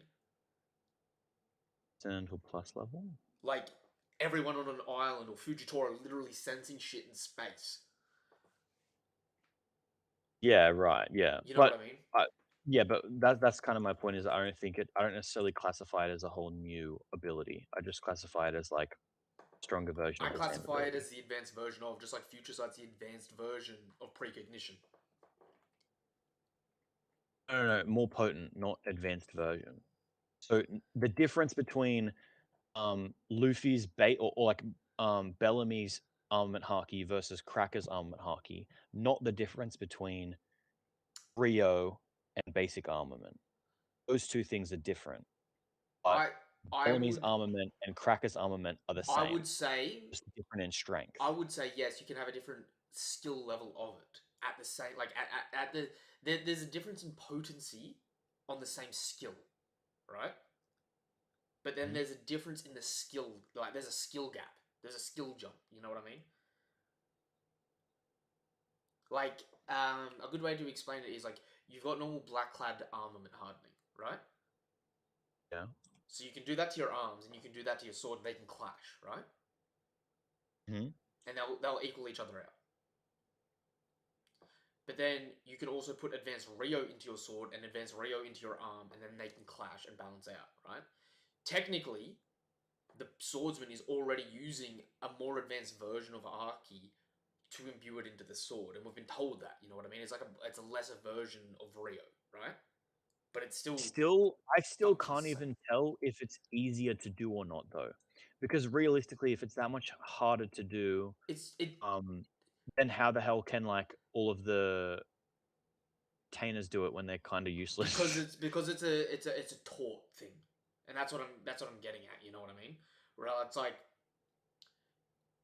that's one of the reasons why I'm scared of what the world government and the Marines will be capable of, because it's like you you are only as strong as your will in terms of haki, right? If you're a weak-willed person, you're not going to be that strong, right? But I'm kind of flipping and flopping on that these we do days. know that weak-willed people are weaker at it, but there's still techniques that use haki that get around it because the technique itself is at like a baseline level. You know what I mean? Yeah, Like finger pistol is a good example. You know what I mean? It's like finger pistol, you just penetrate the shit out of someone with your finger. Yeah? yeah. It's condensing your But hockey down into a point to focus on it more to try and get it to be more deadly, more potent. yeah, Then you can have people like Jinbei though, they can just go full body hockey and just break your finger. Eat shit. that's what I mean though. Is like so there's Kobe being able to sense like a little bit around him, and then there's Kobe being able to sense a torpedo underwater flying heaps far away. Yeah. Right? I wouldn't necessarily call it like an advanced form of hockey, but I would say that he has like very, very strong hockey. I would call it an advanced form though. Like, I guess this is a semantics game here because Yeah, I think it is a I, semantic I yeah, I I because think it's kind of just like it is definitely a yeah, not different technique. like I guess to I guess the semantics that we're getting into is there's I'm calling different techniques different see levels, and you're just calling different like abilities different I levels, the reason I different say skill levels. there's a bait like for certain techniques, and I need to be specific with how I word this. For certain techniques, there's a basic level, like a medium or like a difficult level, and then there's like an advanced level. You know what I mean? So Can a you good can you give an example of each? okay. An example of armament is the basic level is black clad hardening. Yeah, The interim level is whatever the fuck Katakuri did to Luffy when he said there's levels to armament, right? right, Then the advanced level would be per se doing the Rio, like taking that strength and expanding it off your body, right? And then in yeah, observation, I'll give precognition. Precognition is probably the better one, right? You've got generalized sensing people's intent, right? Where it's like, oh, I can tell that you're gonna try and kick me with your foot. You know what I mean? yeah, Then there's precognition, where you're like, you're gonna do this, then this, then this, and we see that there's a slight difference in that, yeah, but it's yeah. the same skill tree. Then there's I can look into the future and I can tell you exactly what words you're gonna say and exactly what you're gonna do, and I can affect that future. Yes, I get what you mean, and so they're just like steps, right? Yeah. To me, there is a distinct line drawn once you get into the future stuff. That's like a distinctly different thing. See, to me, there's a line drawn at each one of those steps between each other, And in those steps, you can have someone like Bellamy or Luffy, which have a different potency in Haki, but they're still just using the basic black armament, right? Then you've got people like, so you got like Bellamy at the low end, Luffy in the middle, and then Cracker, right? And then you take the next step up, and then you've got whatever Katakuri was doing, right? And arguably there could be levels on that. Like if Luffy learned that exact same type of armament, I would say that Luffy would probably have better armament there than Katakuri because he's got a bigger will. You know what I mean? Then Yeah, yeah. But okay, so then that's my distinction would be um instead of like when you say Luffy can do the same technique better, Mhm. saying they're different techniques, and that's where I'm drawing the distinction. Whereas I think you're drawing the distinction in potency, as in one person can do it better. Yeah, So I'm because saying like as soon as they become like a different technique, like you were saying like Luffy can't, as far as we know, do what Katakuri did to him. yes, If you as haven't far as seen we know, that, like, and I'm just saying, yeah. assuming that wasn't But advanced to me, conquerors. like, yeah, but so to me, because that's a whole different technique, and it's like definitely above standard armament. That's an advanced form. That's what I would call an advanced form. See, to me, the advanced form would be like the pinnacle of it, if that makes sense.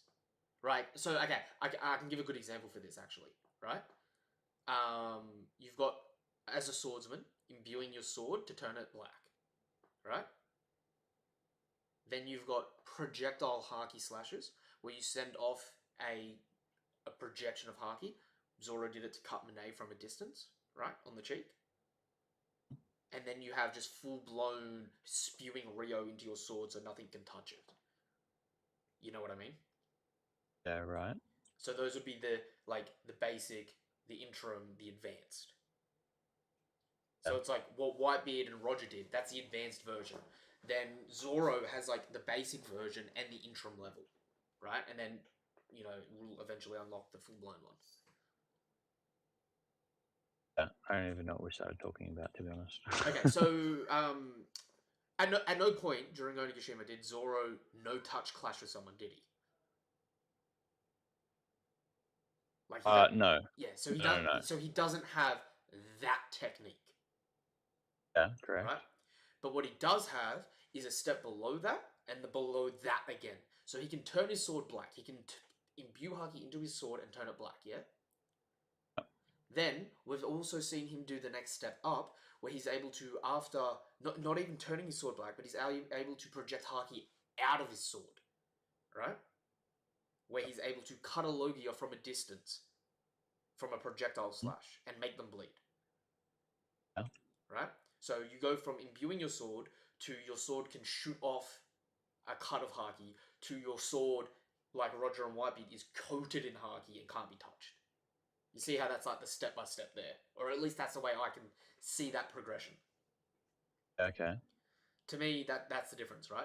You can have someone that's got a stronger Haki than you, where say you clash swords and they break your sword, right? And then the next level up would be you both do a projectile slash with Haki in it, and one person's slash eats through the other person's slash, right? And then Right. personally, I believe the advanced forms really plateau each other, where you can't really have an advanced form. Like, I know this might sound counterproductive to what I'm trying to explain here.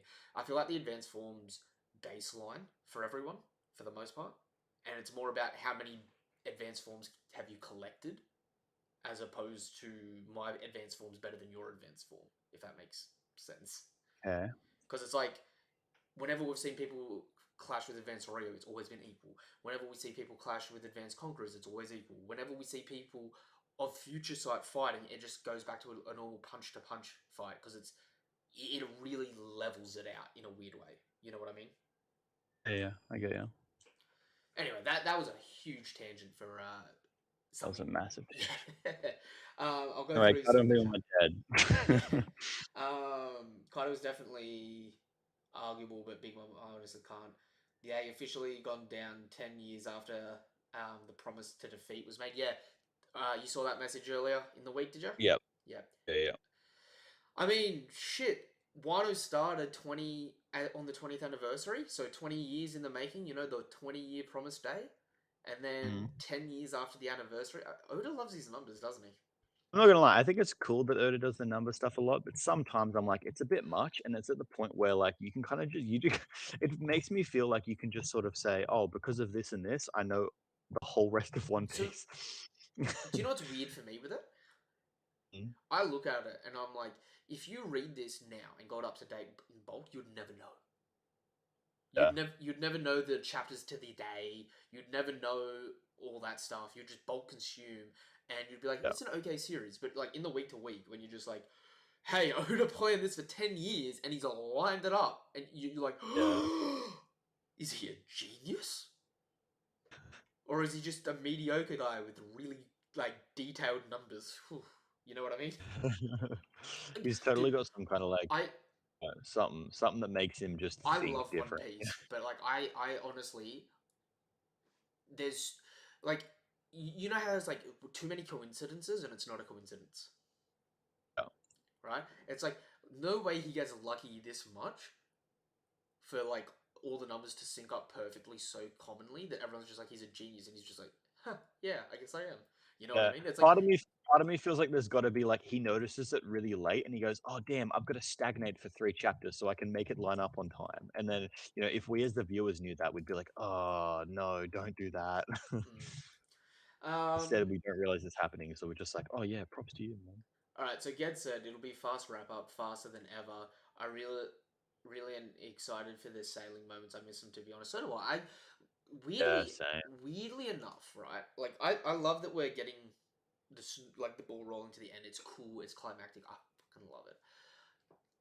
I honestly would love some like manga OVAs of just like them chilling and having fun in that in between rides to an island that we skip over. Like and they Yeah, sailed for 2 weeks. I'd love like just a standalone chapter where it's just like doesn't even have to be by Oda, but just like so yeah. just like a yeah, they're just chilling. They're doing their thing. Not everything's super climactic all the time.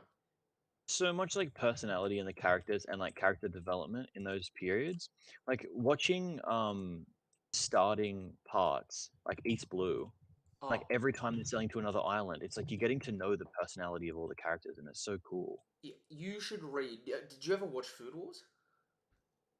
Uh, I did actually. I watched like one season of it. I have never seen it, but the Mhm. mangaka of Food Wars actually does a Sanji spin-off series Yeah, right. where it's like his big cooking events throughout the story Yeah, that never got on screen. yeah. I think Right? I've heard of that.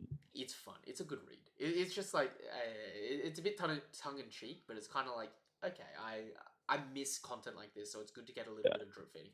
Speaking From what I of, watched on Food Wars, it really was. It was like literally like you put something in your mouth, and it's like the best thing that you've ever felt in your life. It was a bit weird. okay, speaking of two big things, right?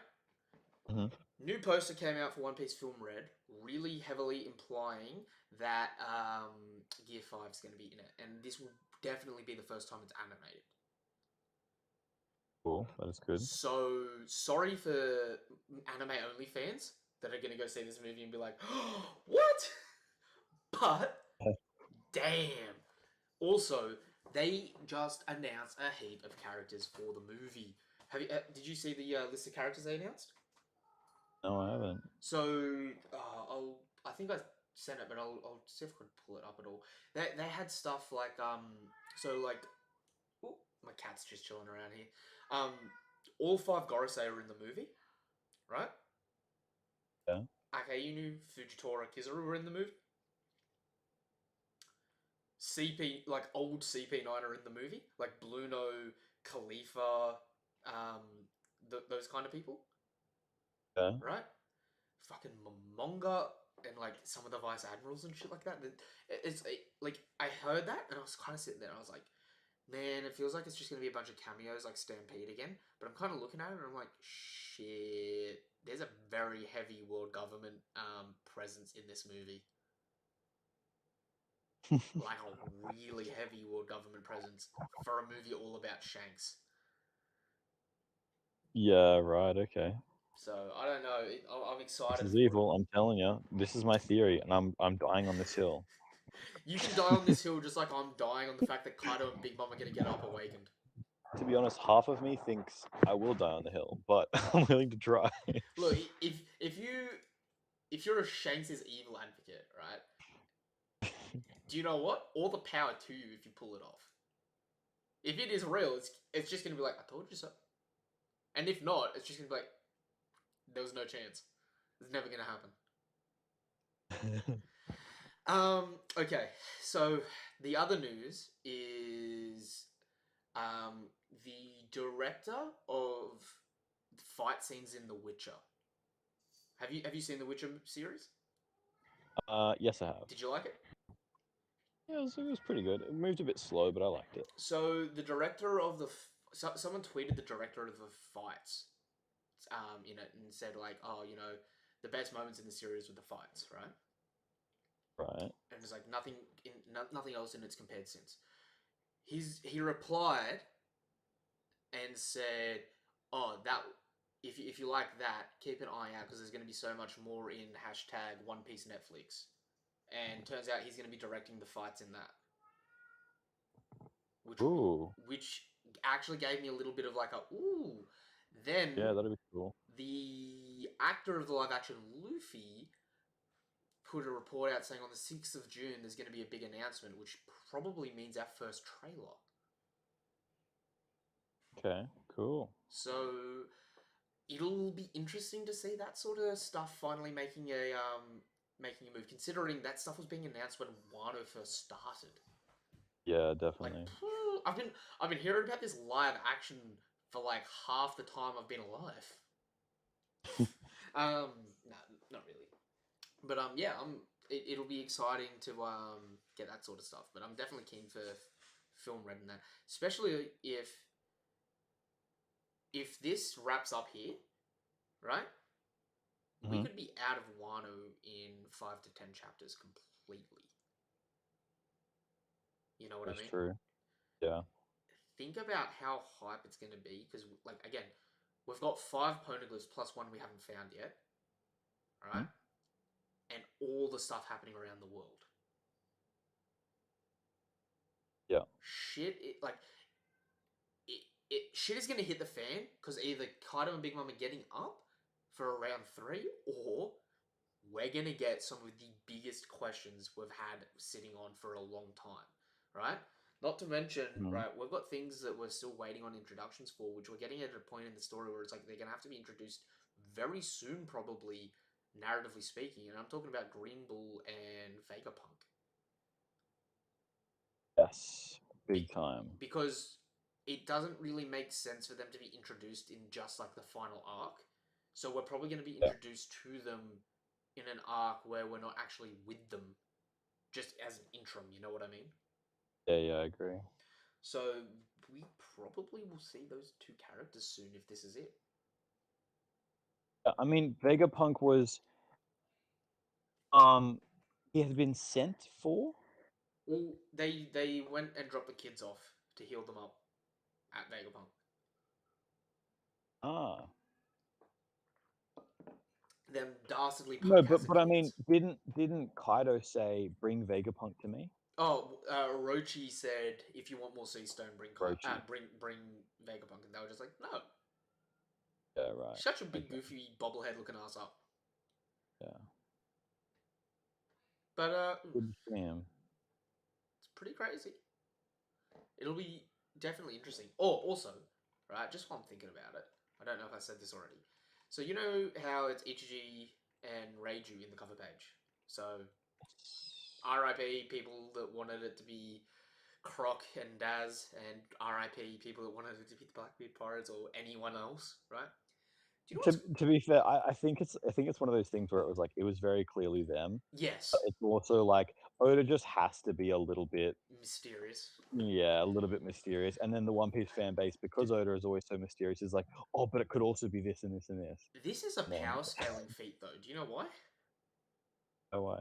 Because they were literally just shown to be like entering Cacao Island on the edge of Big Mom's territory, and now they're on Whole Hmm. Cake Island.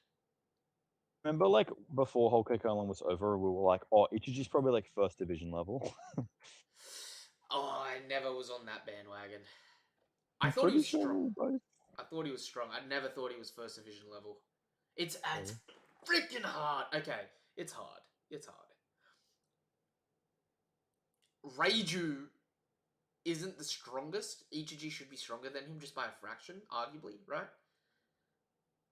But Hmm. I can see Reiju pretty much beating most second division commanders.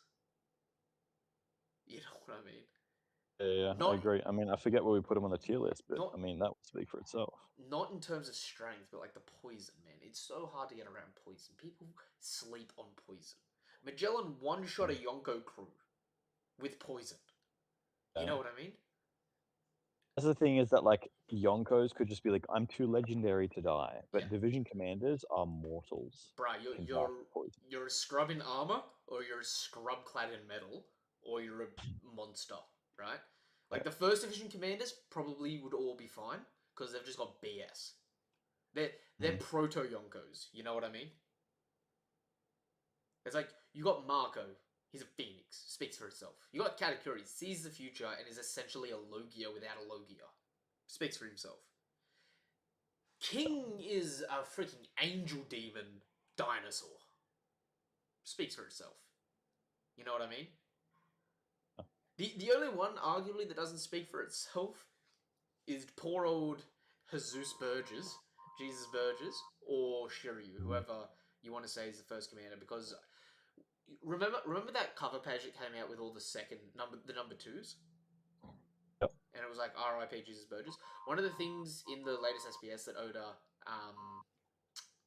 said when someone asked him about that was like, these are the second strongest, but it doesn't mean that they hold the same ranks.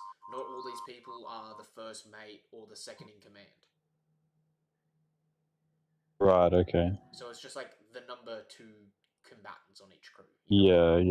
Yeah. So Shiryu is definitely above Burgess, but it's like Shiryu was getting compared to Magellan Yeah. before he had a devil fruit. Yeah. It's just like Shiryu could be built different without us knowing that he's built different, man. All right. We've been going for about an hour 40 here. Is there anything else you want to bring up? No, it was. It was. I mean, it was a pretty straightforward chapter. It was just like a, yep, we've beaten them. Blah blah blah. Um, I honestly kind of feel like they might take another chapter so it's like next chapter to tell the to story or something. yeah, just continue being like, oh yeah, we finally won. Everyone's finally figuring it out. Um, by the way, oh yeah, I had a prediction. So Yamato's caught Luffy, right? Yep. I bet is Luffy when he does wake up, he like wakes up in Yamato's arms, and the first thing he says is, "Can you join my crew?" Mm, that'd be cool. Um, I will say a few things actually, just really quickly. One thing I want to point out is Momo's skinny as a dragon compared to Kaido. Kaido actually looked like kind of thick. Momo's fucking anorexic compared to Kaido Dragon. Yeah, but I mean, yeah, I mean, like Kaido's build is big boy. So Mm. Momo will be Also, like little samurai man. next chapter we probably get a Momo face reveal. Maybe as the Shogun. That's Right. true. Also, is Ashura Doji dead? Is that like the only confirmed kill against us? Um, right, yeah. Like, Kiku got back up. Kinnamon's fine. They're just like, oh yeah, Yeah, we. I think it's a bit annoying that Kinemon and all that are fine. Oh, dude, I wish we had more loss. Even like low key, even if we just lost the like Hyogoro's underlings, the Like Yakuzas. the dude took a club straight to the face while his head was on the ground. Advanced Conquerors too. Oof. Like, yeah, that's like a normal person hitting a normal person with a bat while their head is on the ground would like kill you. Yeah. Let alone a Kaido hitting you. Hmm. Even if he armor man hakied, I would expect him to be dead there. It was absolutely monstrous to say the least. I had another thing I was I, going to. I I kind of I respect a lot um the ability to kill off characters. Yeah, yeah.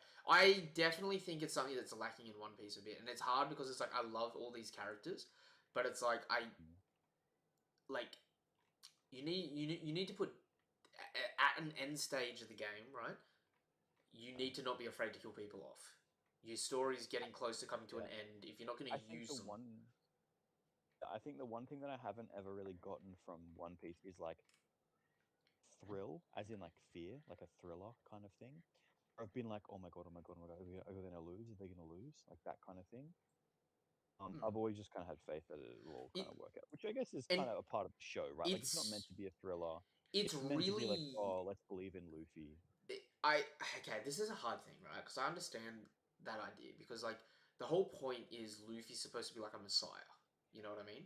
Yeah, And yeah, something yeah. that I think a lot of people don't really necessarily understand is like Oda specifically didn't kill anyone pre-time skip because he was building up to two deaths only, which is Whitebeard and Ace. You know what I mean? Yeah, yeah, And you like no one really believed they were gonna die until they did. You know what I'm saying? yeah. Like it really was like a oh crap tone shift. It's true. Then we That get it did make Ace's death like really like big. impactful. Like you let Pell survive after eating a nuke to the face. I tell you what, if Pell's not in awakened zone, I'm calling BS. Yeah. But like And the Pell, other thing is that like the big death and the thing they keep calling back to was like Pedro. And to be honest, like I don't know, I feel like I just wasn't engaged enough do, in that arc, but I just didn't care that much. people. I mean, we didn't have a hell of a lot built up to Pedro. It sort of kind of came later and more in the anime, really. But He it's was like like the thing with death is like there needs to be some kind of like promise that that character was going to fulfill so that you feel some kind of emptiness. With Pedro, it was like he was there for the arc and then he was going to go back to Zoe. You know what I mean? or Like no one it was thinking he was going to be a straw hat. or it needs to I wasn't. be like important because like weirdly enough, it's like I'm pretty sure Hawkins is dead at this point in time, right? Which Yeah, makes sense. Killer should kill him because he's a killer. You know what I'm saying? yeah, Like he's yeah, not a straw hat. He wouldn't pull his punches, right? yeah, yeah. But it's like I don't know. It just feels like it's weird because it's like we had Monet and Virgo die, right? Then we had heaps of Minks die, but they were sort of off screen, so it wasn't really too important. Then we had Pedro die, and then oh gosh, and then we had like Yasui die, and then we've had arguably Ashura Doji die, uh, Orochi die, Kanjuro die, Toniyasu die. You know what I mean? Mm. It's like death is really prevalent in the new world more than ever, It is but true, actually. Yeah, at the exact same time, it's cheapened if every person that dies, everyone's always kind of waiting there, like, oh, they'll bring them back. They're not dead, yeah. you know. And I guess the other thing to consider is that like um anime kind of or at least like shonen type anime. If you kill off a character that people genuinely really like, people could get like very mad and actually Yeah, just like stop reading. Like people can get really, really mad. Unless like the story is dark from the start, like something like Berserk. You could probably pull anything off in Berserk and people won't mind. But in like a shonen, like in My Hero, if they killed off like is it Urahara or something, the float yeah, yeah. gravity girl? People If would they killed her rage off, people would if riot. they did it to Froppy, the frog girl. Oh Ah, yeah. Oh yeah, yeah. man would get sued for emotional damage. You know what I mean? The big time. But like it's weird because it's like I'm like death is so far and few between that when it does happen, it really is impactful. Like you got to think when Whitebeard died and Ace died, hit hard. When Monet died, you got to think right how emotional it was that she got stabbed through the heart Yeah, yeah. while like on the phone to Dofi, like I'm gonna kill myself to bring your dream. You know, like it was heavy. Yeah. Even I Virgo. didn't care that much about Monet either, but even then when she died I was kind of like, whoa. Yeah. And I mean, even Virgo, it's like you're gonna have to kill me because if you don't, I'm just gonna come back and I'm gonna make sure that you don't mess with Dofi. You know what I mean? Yeah, yeah. Pedro, Pedro felt like a fumble, but it was emotional because it had that moment where you saw like the silhouette after, and you're like, oh my god, he survived, yes, and then it faded into Perospero, and it was like, shit, but at least the Straw Hats escaped because without that, they would have died at Whole Cake. You know what I mean? Yeah, yeah. Yasui died to bring the whole alliance back into a state of Orochi's just crazy. You know what I mean? Death is always super meaningful. Kaido wanted to die. Big Mom still has unresolved plot. If they're just dead here in the volcano, it's like, yeah, we beat Yonko, sweet, but it's also kind of like I like in a weird enough way, it's like a continent punching hit and like Law's colossal ass awakening, sending you to the bloody planet core, and you just disintegrate. It's like that's badass, but it's like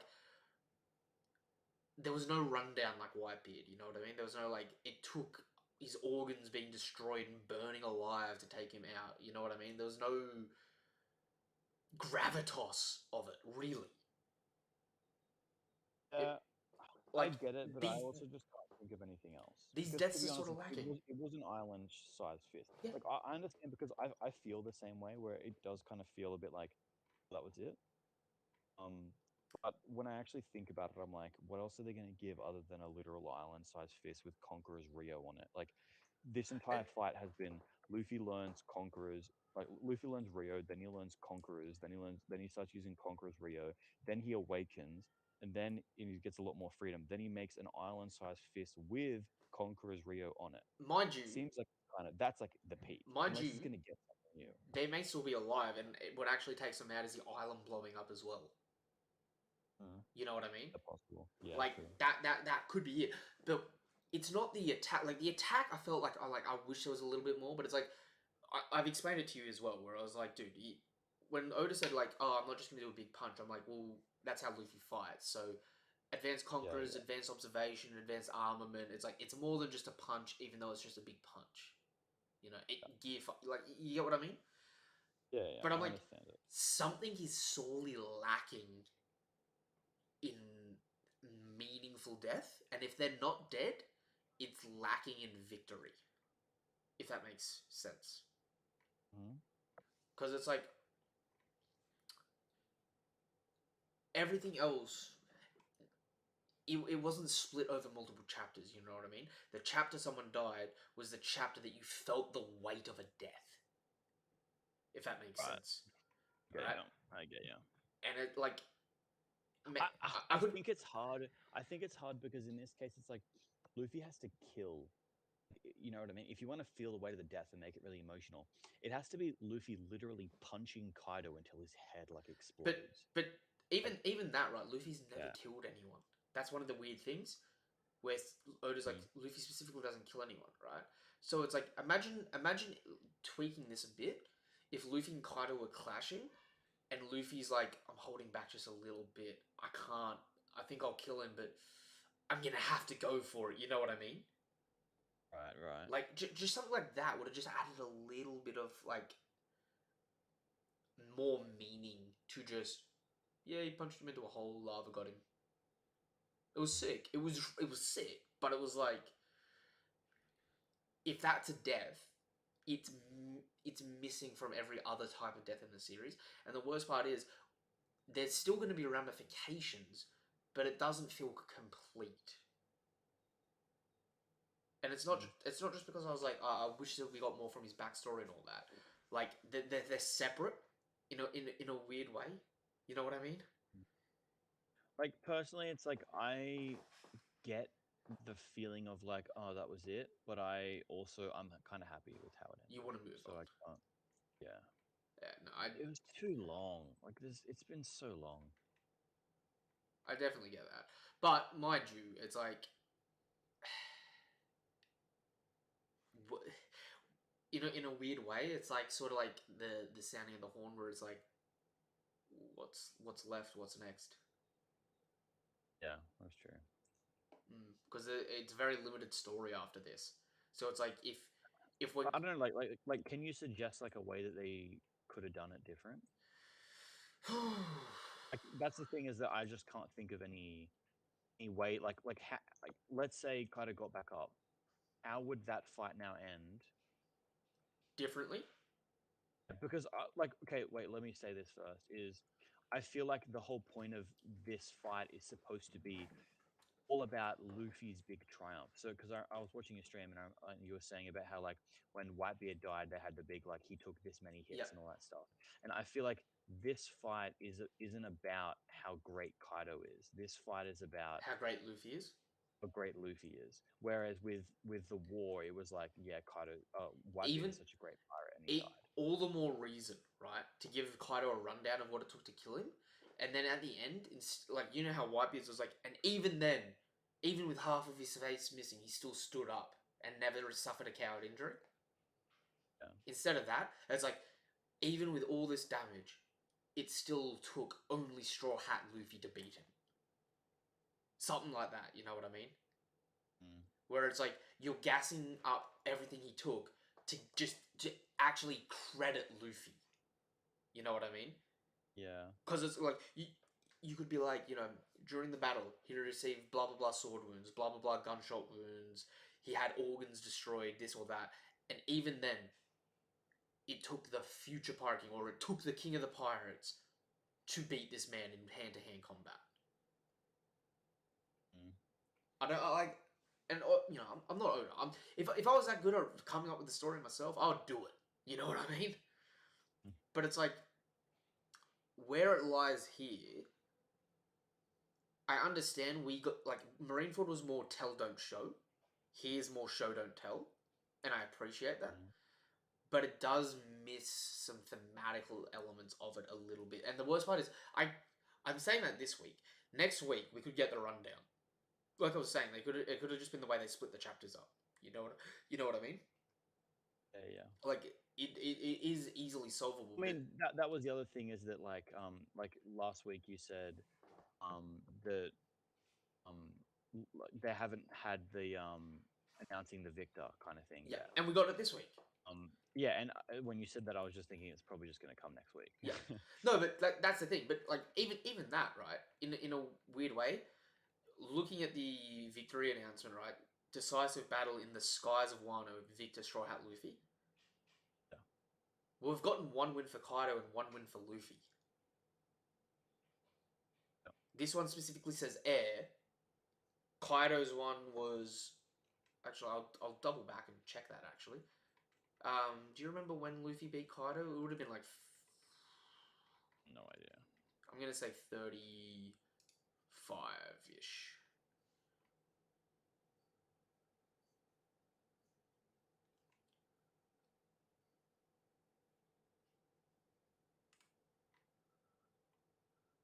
Sanji vs. Queen. The impertinence of all things, maybe? Maybe. That sounds like Kaido talking his good shit, you know what I mean? Oh, we've got Kaido's fighting Luffy on the rooftop, so it's not there. Oh, okay, this is when Luffy's come back. When Kaido got the first victory, was that when he knocked Luffy off Onigashima?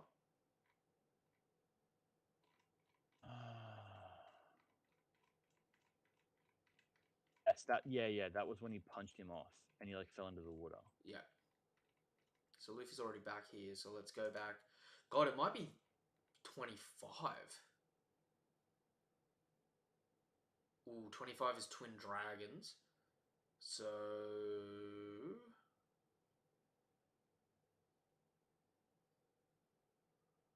Two peas in a pod. Let's give that a go.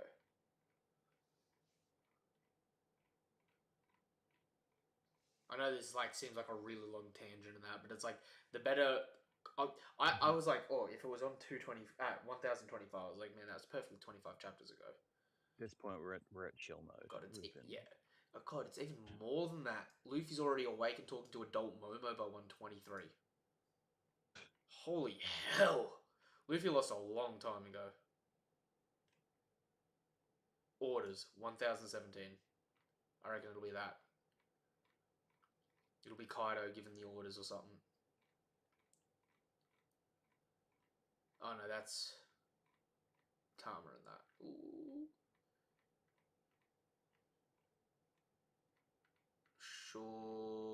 Surely it's close.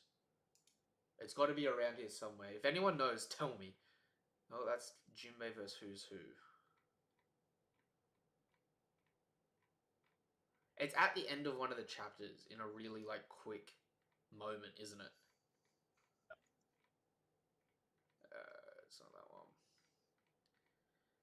think the next one's with Robin even as well.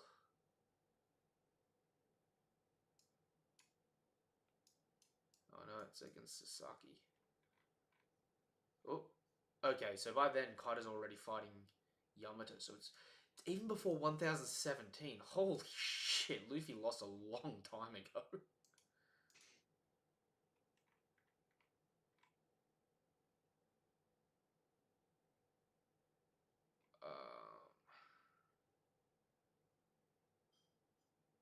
This is Otama or Chained. Why do I feel Because like? there was a good amount of chapters before Luffy got back up. Okay, Chained is the chapter where he's already in the water, so it's going to be 1014. Holy heck. That's so long ago. Yeah. Yeah, the beginning of that. So. Oh, Kaido doesn't even get a victory thing then. It must be another time. Oh, it's when Kaido kills Luffy. True. Because that didn't count because he knocked him out. The ring out didn't count. God, that's not too long ago though, is it?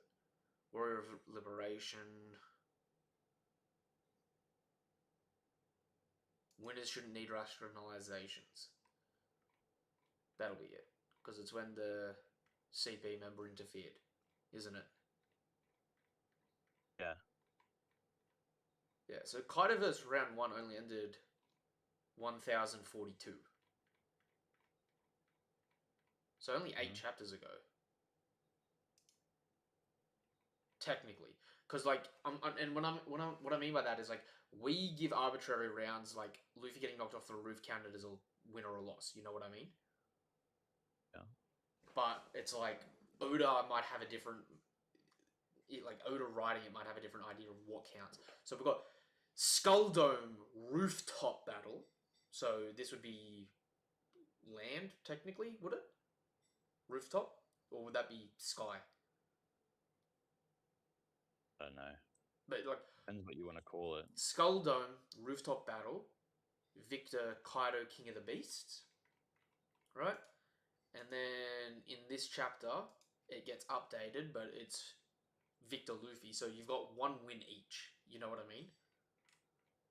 And whether or not Kaido's one on Onigashima counts as like land or in the air, right? Let's say it's land because it's the rooftop. Or it could be at sea because they're oversea. Who knows? You know what I mean? It's flip floppy. But it's like Luffy's got to win, Kaido's got to win. They say rooftop, and then the second battle is the skies of Wano. You know what I mean? So it's like we could get a land, sea, or air transition where there's one more fight between them, arguably with a third, so that they don't have a like they need a tiebreaker essentially. You know what I mean? But like the problem is, it's like that could just be as simple as this was just being updated, so it doesn't count. You know what I mean?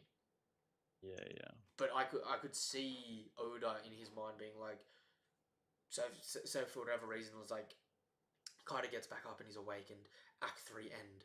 Act 4 starts, and it's just Luffy versus Kaido, third round, in whatever last terrain counts, and it's like Yeah, obviously it's not impossible, but I would put money that it's over. it's the coke, man. Smoking all that copium. I get it. Like I kind of feel as well, like a little bit. Look, It's a bit okay, quick, but that's what I'm saying is like But then I think about like, oh, but what else could it's they have done? And I'm like, yeah, nothing. it's weird because like I actually don't necessarily think that. I look at it and I go, oh, this could be like this seems done, and this is cool if it's done, but in a weird enough way, I'm not sitting here going, it needs to go on. I have to have it go on. You know what I mean? I'm sitting here going, man, there's a lot of plot holes left open that haven't been addressed that I feel like should have been addressed before the arc ends. So, like, narratively, I feel like we haven't come to a full conclusion. Thematically, we actually never got motivation for Kaido, nor reasons for necessarily his suicide. We can theorize about it, but we've got no reason, and we've got no payoff for him as a villain in that context.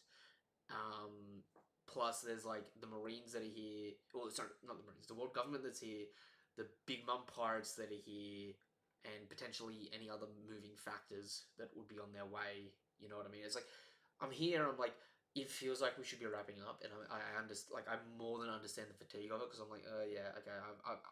Like 50 chapters ago. Ooh, 50, yeah, almost 50 chapters ago. Like the rooftop.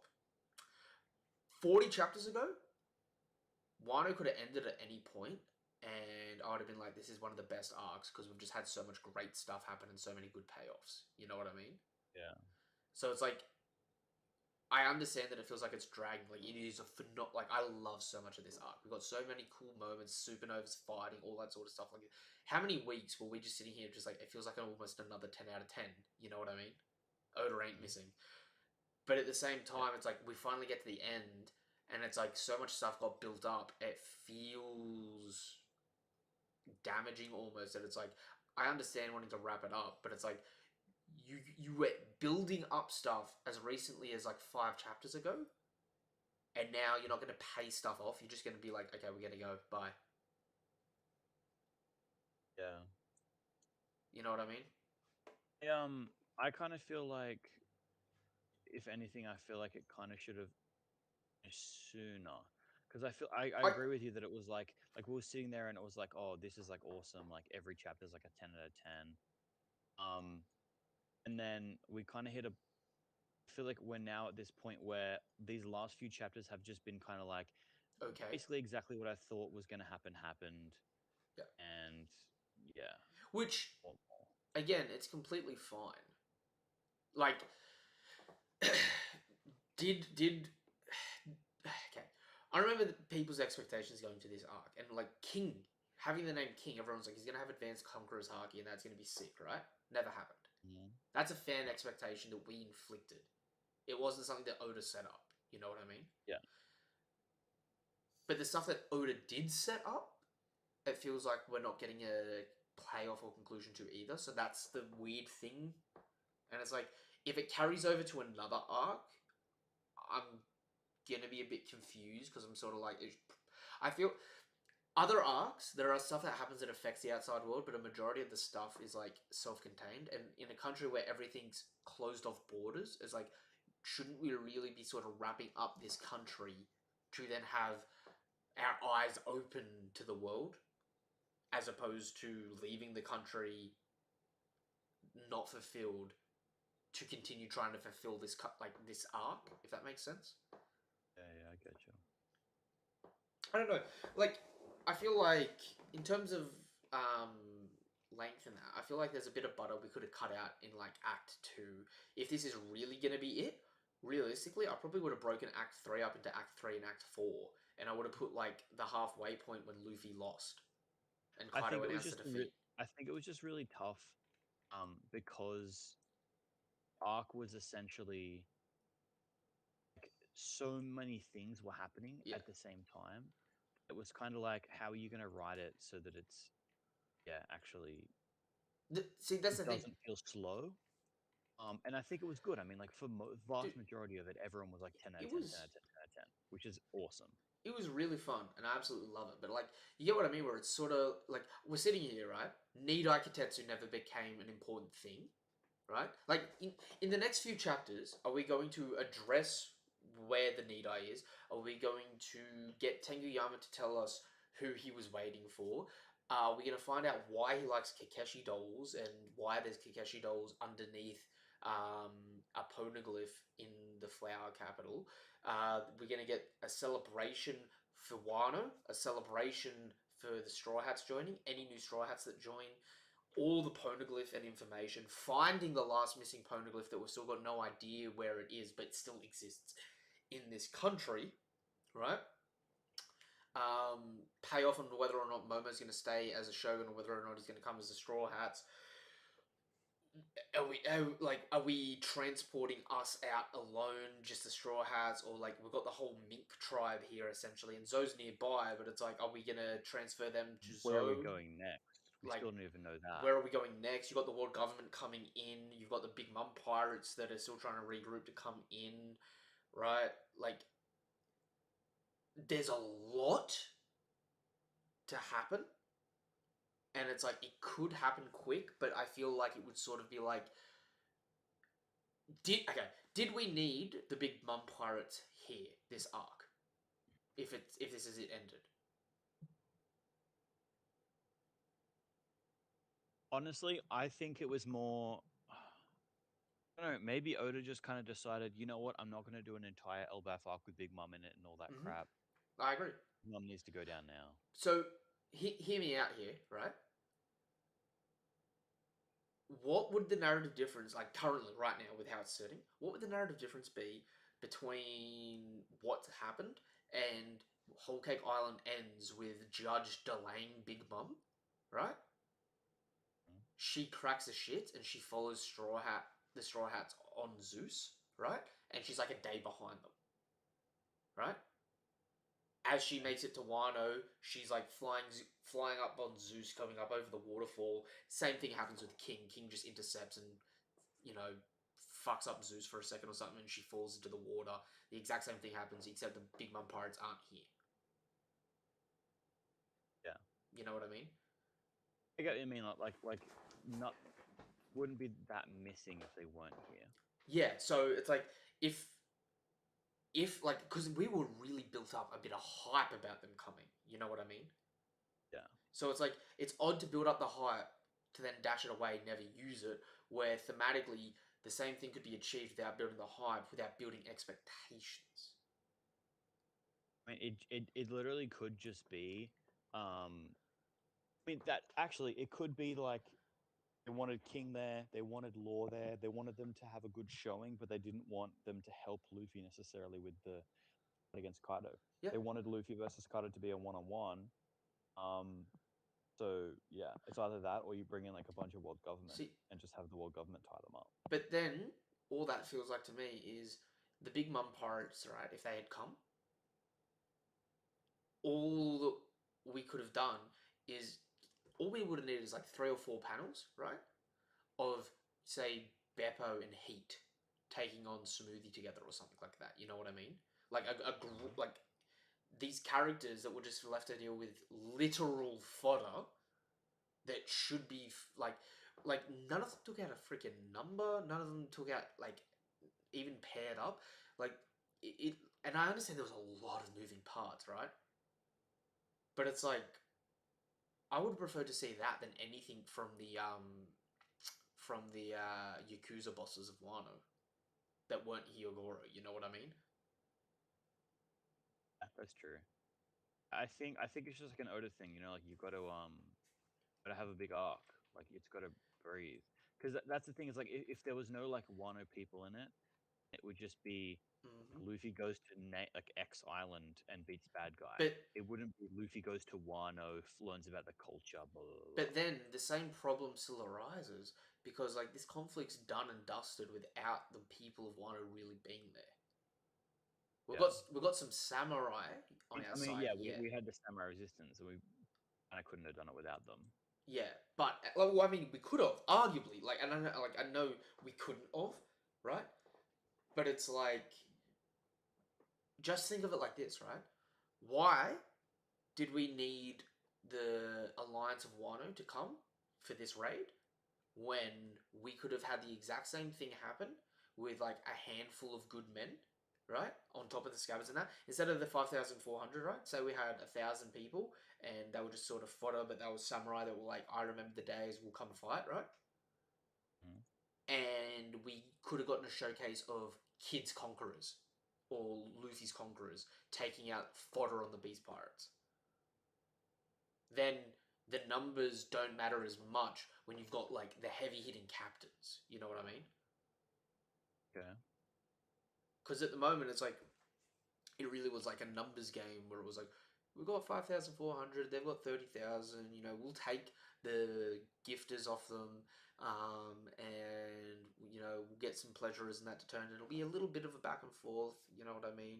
And then we'll just slowly encroach down in that where it's like we had like 5 fodder going down from conquerors at a time on panel, whereas we saw Luffy take out 50,000 on Fishman Island. Yeah. I mean, I think the answer to that question is just like Oda wanted to But wanted the like spectacle of the big fight and all that I crap. I agree and I like that. But like imagine if it was like the 30,000 versus the 5,400, right? And the opening section, like when the raid first starts, and like they pierce through Kaido and like everyone turns and that and like fighting breaks out. Imagine if just then and there we got the first showcase of Kid using Conqueror's Haki, and he knocked out say a couple thousand fodder, and that gave our alliance. They just started like taking people out while they were down, or they because people were down, it gave them a fighting chance to get a head start on the other people, so that when these people got back up, they weren't outnumbered. You know what I mean? Yeah, that would be cool. I just feel like little things like that, and maybe I'm a stickler for it, but it's like why narratively, right? I guess it's cool, but it's like why have Kaido say, "Oh, you've got conquerors just like Kid," for then Kid never to have conquerors? I like to use it in a meaningful way. Yeah, or at all. Like Kid had no good armament or observation really shown this arc, but we were hyped up a touch on his conquerors. You know what I mean? I mean, I think everyone in the world would agree with you that Kid got tapped on. Like even That even was just even bad. if even if that scene where it was the five supernova versus the two Yonko on 1,000 Yeah, or a yeah, thousand and yeah. one, even if the first attack was Kaido and Big Mom activating Conquerors, and Kid and Luffy activated to defend their little alliance. Mhm. And it was like, when like Luffy and Bullet have the Conquerors back and forth? Yeah, yeah, yeah. It's like that, where you can feel the weight of the Yonko's Conquerors, right? And Mhm. it's like on our side, it's like we've got a little barrier of Kid and Luffy doing it, and you can see that Luffy's is a little bit above Kid's, but like they're still like protecting their side and that. And then it's like an idea of like because you know how the Lord then was like their will's too But strong, I it didn't can't move happen in them. that exact. It didn't happen in that exact way, but didn't they have a moment where Kid and Luffy both conquerors together, No, like, at Kaido, and Kaido conquerors back, no, and Kaido's like bubble was way bigger? they didn't do that. I remember seeing that. Nope, Like that never right at the happened. start of the Never five v happened. two. Never happened. Kid Why has do I have never that shown memory? conquerors. That there was fan art about stuff like that going around when it was first coming out. There was never a conquerors clash outside of advanced conquerors punches in the entirety of the Feel Onigashima like raid. I distinctly remember that. Mm-mm. And then the next best thing we got was Big Mum using conquerors while she was fighting Kid apparently, and Fodder the level below passing out and Usopp pretending it was him. Yeah. But like we never The got way anything. Usopp gets conquerors confirmed. Yeah, yeah. I mean, he did say to Luffy that he was going to be the next one to have conquerors. So I was watching an episode today. It was an Alabasta episode. Um, and like Zoro took out oh sorry, no, it was Drum Kingdom.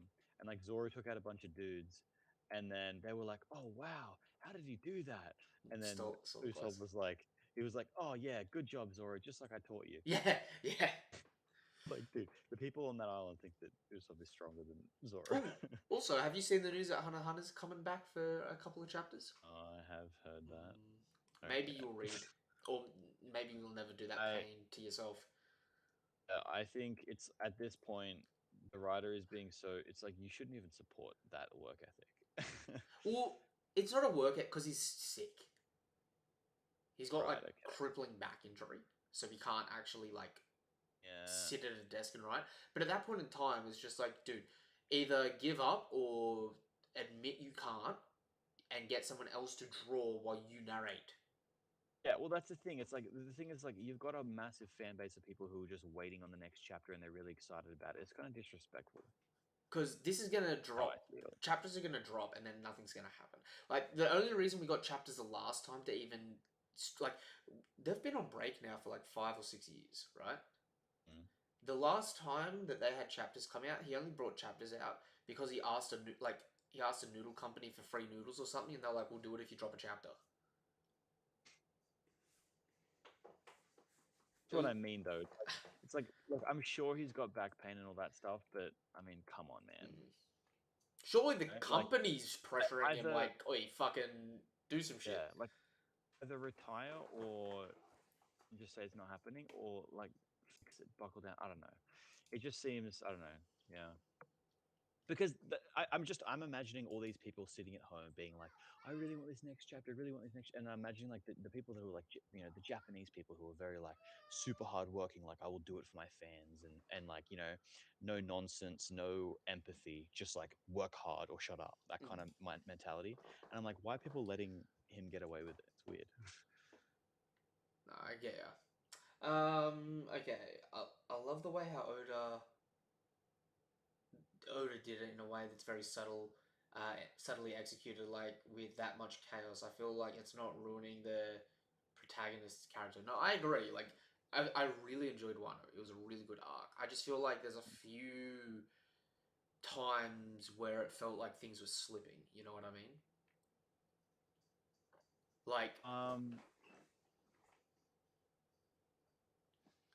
I think recently I've been feeling like it's been slipping. Like, to be honest, I yes, haven't been as excited for these recent chapters because I'm kind of just it's like, it's just going to be the wrap up, or it's just going to be Luffy punch, because it was like, the lightning bolt, and I was just like, okay, cool, he's going to do something with the lightning bolt, and then nothing happened. And yeah. I think ever since then I've just been kind of I like, yeah, oh, I've now he has the big fist. Next chapter he's going to punch with it. Next chapter he punches I've with it. sort of Okay, agreed. next And do you know what the chapter. worst thing is? Hmm? Luffy just awakened this power, right? Like, think of it like this: if Kaido did, like, if Kaido's out now, it's like it is what it is. But if Kaido gets back up, you got to think Luffy only did one named attack in Gear 5. Everything else was him just trying to figure out what he's doing. In fairness, like I don't see him being able to do something right now that's better than Yeah, this, no, because like like, yeah. I agree, But but it's yeah, I get what you're saying. like Yeah. dude, like give him give him a month, right? A week to Mm. recover, 2 weeks to travel, and a week to go start a fight with someone else, right? Think of the moves he's gonna do when he's actually thought about, like, oh, I can do this and this and this. Because this was literally just like, oh shit, oh Also, mind you, shit. this is the first time he used haki in his or almond haki, at least in his awakened form. Yes. For this, he was just chilling, getting clobbered, and then he just goes, "All right, I'm just going to put all of my haki into this one hit," Mm-hmm. and essentially one shot him from that point, right? Like Kaido was obviously Mm-hmm. weakened. If he was full health, he probably See, wouldn't get one shot. I'm not saying that, but like I mean, he was able to fight at his full capacity at least, and even then suddenly that's he's done. even that's hard, and I think that might be what leaves a little bit of a sour taste. Because I'm like, I understand that this is how Kaido was going to go out, like the big continent punch. It's like, okay, that's cool. I enjoy it and I get it and I see it. You know what I mean? But it's like I didn't feel like Kaido was slowing down ever. Yeah, I If agree. if But then again, anything, I guess neither was Luffy. I mean, I remember us saying that like, I know you're hoping now that he kind of gets back up and gets an awakening, but we were kind of saying before like it might just be that he already has awakened, yeah, like this is his yeah, awakening, and in that case, it could be similar to Luffy, how like when Luffy's in his awakening form, he's always max energy, yeah, but then when he comes out of it, he looks like a zombie and he's yeah. like almost dead. See, that to me, right? It would have been one of those things where it's like all I needed was a panel of Kaido saying, "This is my awakening," or "My awakening does this, but yours works like this." You know what I mean? Yeah, right. It's just all I needed was one Oda box, one text of that, and I'd be like, okay, so he uses his awakening, so I haven't got any reason to expect more. You know Mm. what I mean? Yeah. Whereas now it's like, arguably, Kaido and Big Mom have a whole other form that they didn't pull out in their final fight before they lose or die. Yeah. But I also sort of hold the feeling that like I don't want awakenings to become too commonplace. I feel like Conqueror's Haki is already too commonplace. Yeah, That I don't want awakenings and to be just like everybody's got them. mind you, this I might be the want thing that people of like, puts this might be the thing that makes the worst generation better than that generation, because by the time our guys get the haki, they already have the awakening, whereas like they had the haki and didn't get the awakening. yeah, that's true. Yeah. So it's like I can see it, right? But it's like it feels odd that it's like jailers at Impel Down can awaken a zone, and the strongest forces of zones in the world, not a single person was awakened. Still, just pretend that's not a thing. I hate that so much. The whole like regeneration and shit. Like, I don't know, because No, but everyone's always been like, yeah, if you awaken your zone, you get to regenerate. But like to me, like those zones at the thing like weren't even people. Like they weren't even. oh, they were. To me, it's like I don't know. So It was just okay, like the thing with that to me, it just right? in my mind, I'm retconning them out of the the series. the thing to me with that, right, is you got to look at three aspects of it. One, they had their personality, but their personality was a lot like the zone, and because they were always in that form, that we never saw them in a human form, you don't associate in a human manner. You know what I mean? They still actively think, do orders, and like seek out certain things. They're not full blown animal. You know what I mean? Yeah. Right? So that's number one. Number two is, yeah, they've got an increased recovery rate, but they're just regular zones and herbivore zones at that.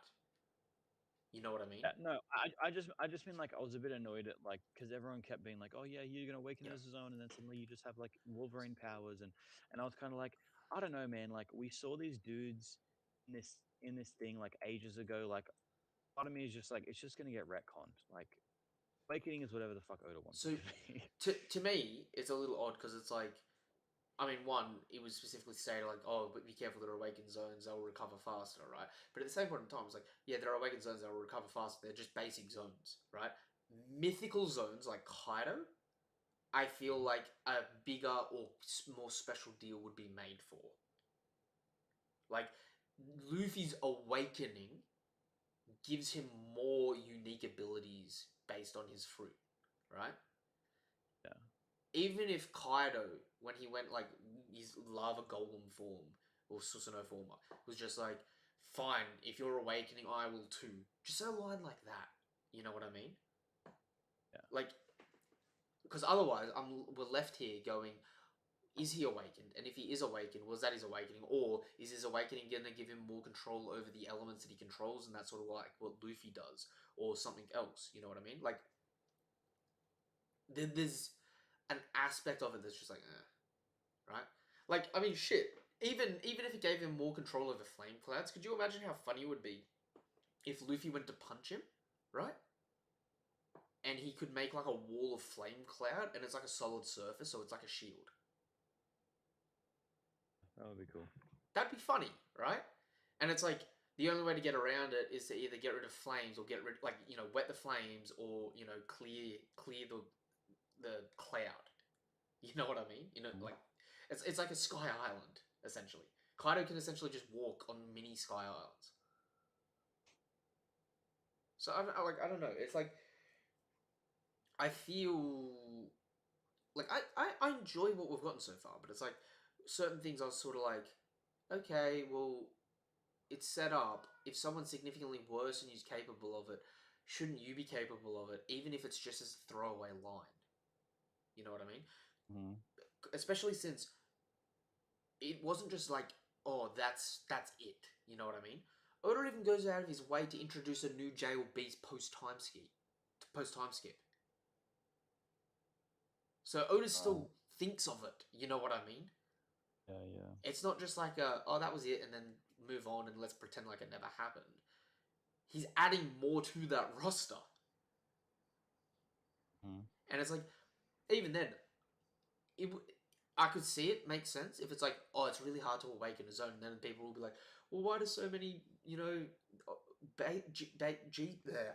jailer beasts have it? And it could just be like, oh, well, the Marines are all going to have it because Vegapunk found a way to artificially awaken a zone. Mm-hmm. You know what I mean? And then it's like, Vegapunk just made a better version of a Rumble Ball. It could even just be like they're the test subjects. Yeah. And that's why they're Like less human. they're like half. They're like shitty. Yeah. Yeah. Because it's like, Basically like Vegapunk smiles yeah.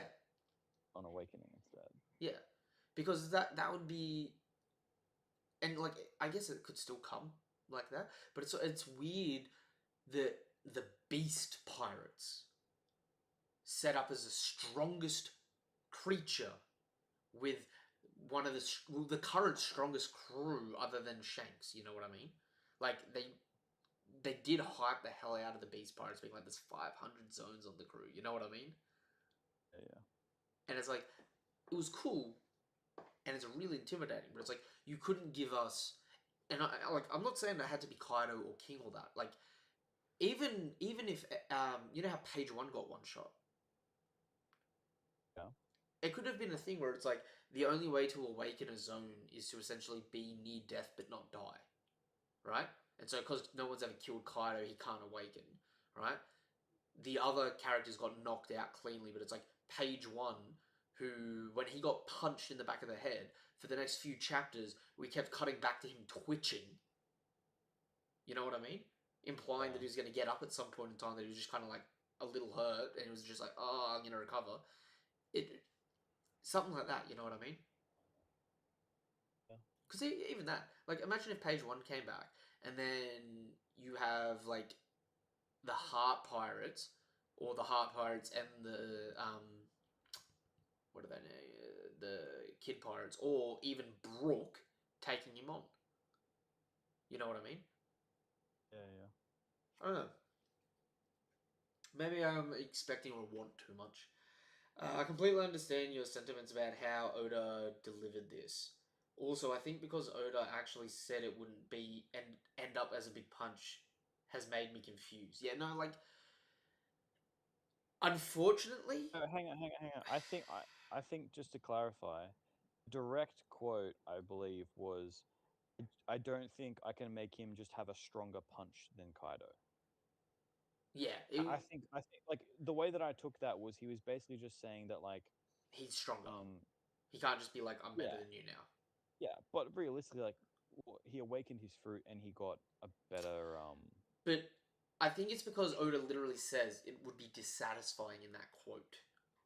That it's kind of like, I get what you mean. And I could see the way around it being like Luffy punched him with this colossal thing with all these power ups, and it wasn't really Luffy that beat him, it was the fact that he punched him into lava, and the lava ended up beating him. You know what I mean? But mm. I don't know. I don't know. I mean I think Uh, Luffy beat because he got tapped out. He was donezo's. I mean, he knocked him out. He's definitely unconscious when he fell in the lava. You know what I mean?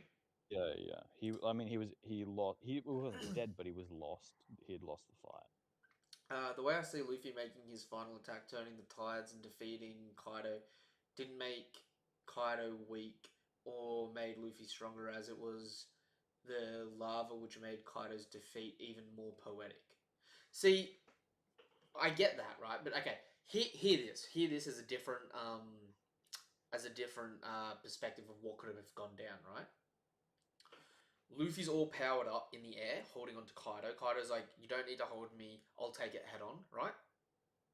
Hmm. Momo powers up and moves Onigashima, but as he moves Onigashima, because like Kaido releases, as he moves Onigashima, he's like struggling, and it's like almost like Onigashima's too heavy for him, so he's holding it up, but not completely, right? Hmm. It crashes where it is, near the flower capital, right?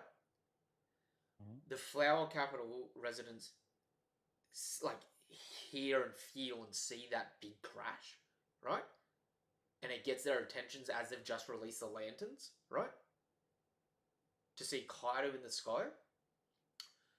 That big fist of Luffy's come down, hit Kaido. A little bit of a clash happens, and you just see like a massive like a ring where it just sends all the clouds just flying away as it sends Kaido down. So the citizens can see it happening, and it's a clear view as Kaido just goes down, and they're like, I definitely agree with the whole like. It's weird that like the Wano citizens had just had nothing to do with it. When you said in your stream like how the hell did they not know what was like? How did they not "Yep, hear it? Yeah, big time. How the hell? no," but Like like, even if it was Kaido himself putting it down as slowly and quietly as he could, they would still hear a massive and feel it in the ground. especially That's when a it lot looks of mass. bigger than the entire flower capital anyway. Yeah, it's a huge amount of mass. So, Like, yeah, but like, hear me out, right? Punches him, like does the like the splitting of the heaven things. It clears out all the cloud cover, right? And like the people can see their like lanterns like almost getting sent back from the shockwave. yeah, Kaido goes flying through the ground. the hole sort of sucks them back in, so it like illuminates the area. So you got like this pretty sky with Kaido not there anymore. Essentially, what happens this chapter where they're like, "Wait, is that Kaido?" Because they can also see Momo, and like, "What's going on? Was Kaido just defeated in that?" And then the exact same thing that happens this chapter where Momo declares the winner, and then that massive eruption is them being like, Kaido got sent into a volcano. He's gone. Yeah. It's the exact same thing that happened, just tweaked a bit, and it just feels way more finite and impactful for the citizens. You know what I mean? In fairness, I don't know if you would if Oda wrote it that way. I don't think you'd feel that, because I think like last week you were already a little bit. Oh damn, that was it. Well, it's the reason why I felt like, oh, that's it, is because it's like the payoff of Wano, apart from taking down two Emperors of the Sea, is like getting revenge for the Kozukis, right, and freeing Wano from all this devastation. Mhm. One of the big gripes I was having was like, imagine you're getting bullied your entire life, right? And you wake up one morning and your bully got hit by a car and is gone. He's just passed away. You'd be like, oh, thank goodness I don't get bullied anymore. But it's like, it's anticlimactic that there was no like, you didn't. You didn't get to get him back. Yeah, there was no moment of like, we got what we deserve as Yeah. our thing there. Yeah. And maybe Yeah. maybe I mean, it'll, like I've been saying, I get the feeling. I get the sentiment. Yeah. and like, look, I maybe feel similar. maybe it'll come in the next couple of chapters where it's like they get told the story and it's like a sigh of relief. You know what I mean? I think a lot of the wrapping up stuff will come. Like Yeah. a lot of the oh, I don't really feel It like Wano is properly over. It's like, well, yeah, because it he isn't properly over. it will really matter to me how this is wrapped up. It will Yeah. really affect the back half of this arc because, like I'm saying right now, it's like it feels like there's too many loose threads for this to be the finale. Because it's like if you compare this to almost any other arc, right? When Crocodile was beaten, it was at the worst point in the conflict, right?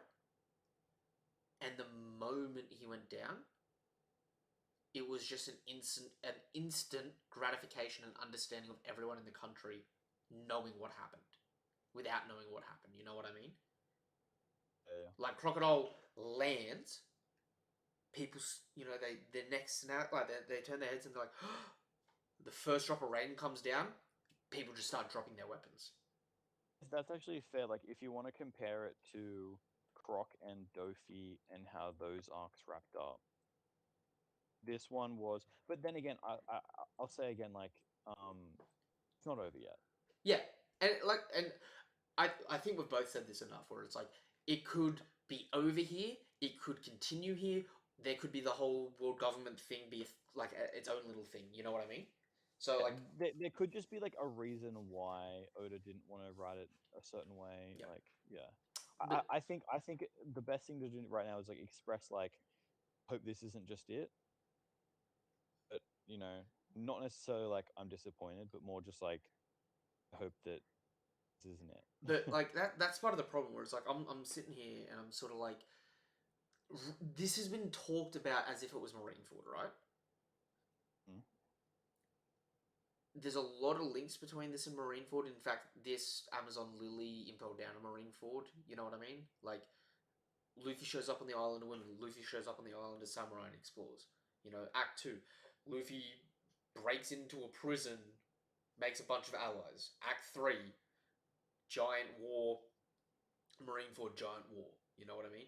You've got Ace being executed, denying who he is. Momo being executed, acknowledging that he's a Kozuki. You know what I mean? A Yonko's go to, like. There's a lot of parallels there, but it's like at the same time, I feel like I'm sitting here and I'm like, man, why does this just feel like I understand all those parallels, but it's like it almost feels like it's Thriller Bark in a way, where it's like the big fight dragged on, it finally ended, but it also felt like it shouldn't have ended just there. But it also feels like something is about to just come straight up. You know what I mean? Yeah, Like fighting Oars got fatiguing, didn't it? because it was a zombie. It just couldn't die. I'm not gonna lie, I just hated that whole arc all the way through. When I first Uh, when I first experienced it, I was not a fan. Going back, I'm like, I really like that is such a good yeah. arc in the manga, whereas in the anime, I am like, there's only so much she. I can't just snap him. You're See, gonna make me I'm snap. biased as well because at the time I was still catching up on One Piece, and that was the point where the dub ended and the sub began, Uh, and I was not a sub watcher at that point. So that was a big adjustment period for me. I would say give it a shot sometime, whether it's a read or a rewatch in that, right? Like just at your own leisure, because it's like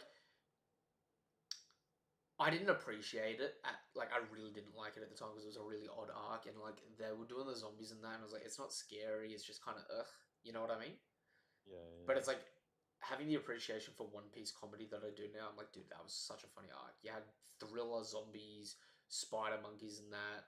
It was just like pure goofy horror, but it's like that was so dumb that it was yeah, dumb funny. You know what I mean? But it's like yeah. you have that whole arc.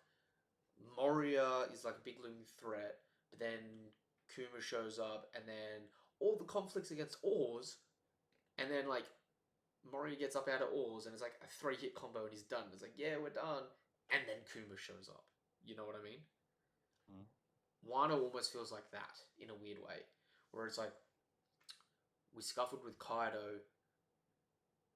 The biggest thing was taking down his forces because they were overwhelming us, which is like the you know version like taking down Oars. You know what I mean? Because there were so many heavy Yeah. hitters, and then it's like, and then we get to Kaido and we just beat him. We beat him. It was great and it was long and it was dragged out and it was like it Luffy versus Kaido. It's hard. I'm gonna need to sit on it because it may be the best fight in the series, but it's at least top three, top four. You know what I mean? Yeah. I Like want to watch the anime for it when it's like all out because I like because I've seen clips and it just looks absolutely bonkers. Luffy versus Katakuri is my favorite fight. I know a lot of people love Luffy versus Lucci, but low key, I really, really love Luffy versus Crocodile and Luffy versus NL more than Luffy versus Lucci. Luffy versus Lucci was a well Damn. choreographed fight.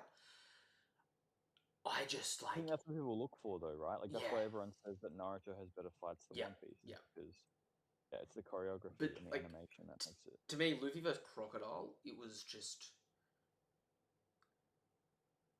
it was the first time that it scaled up. You know what I mean?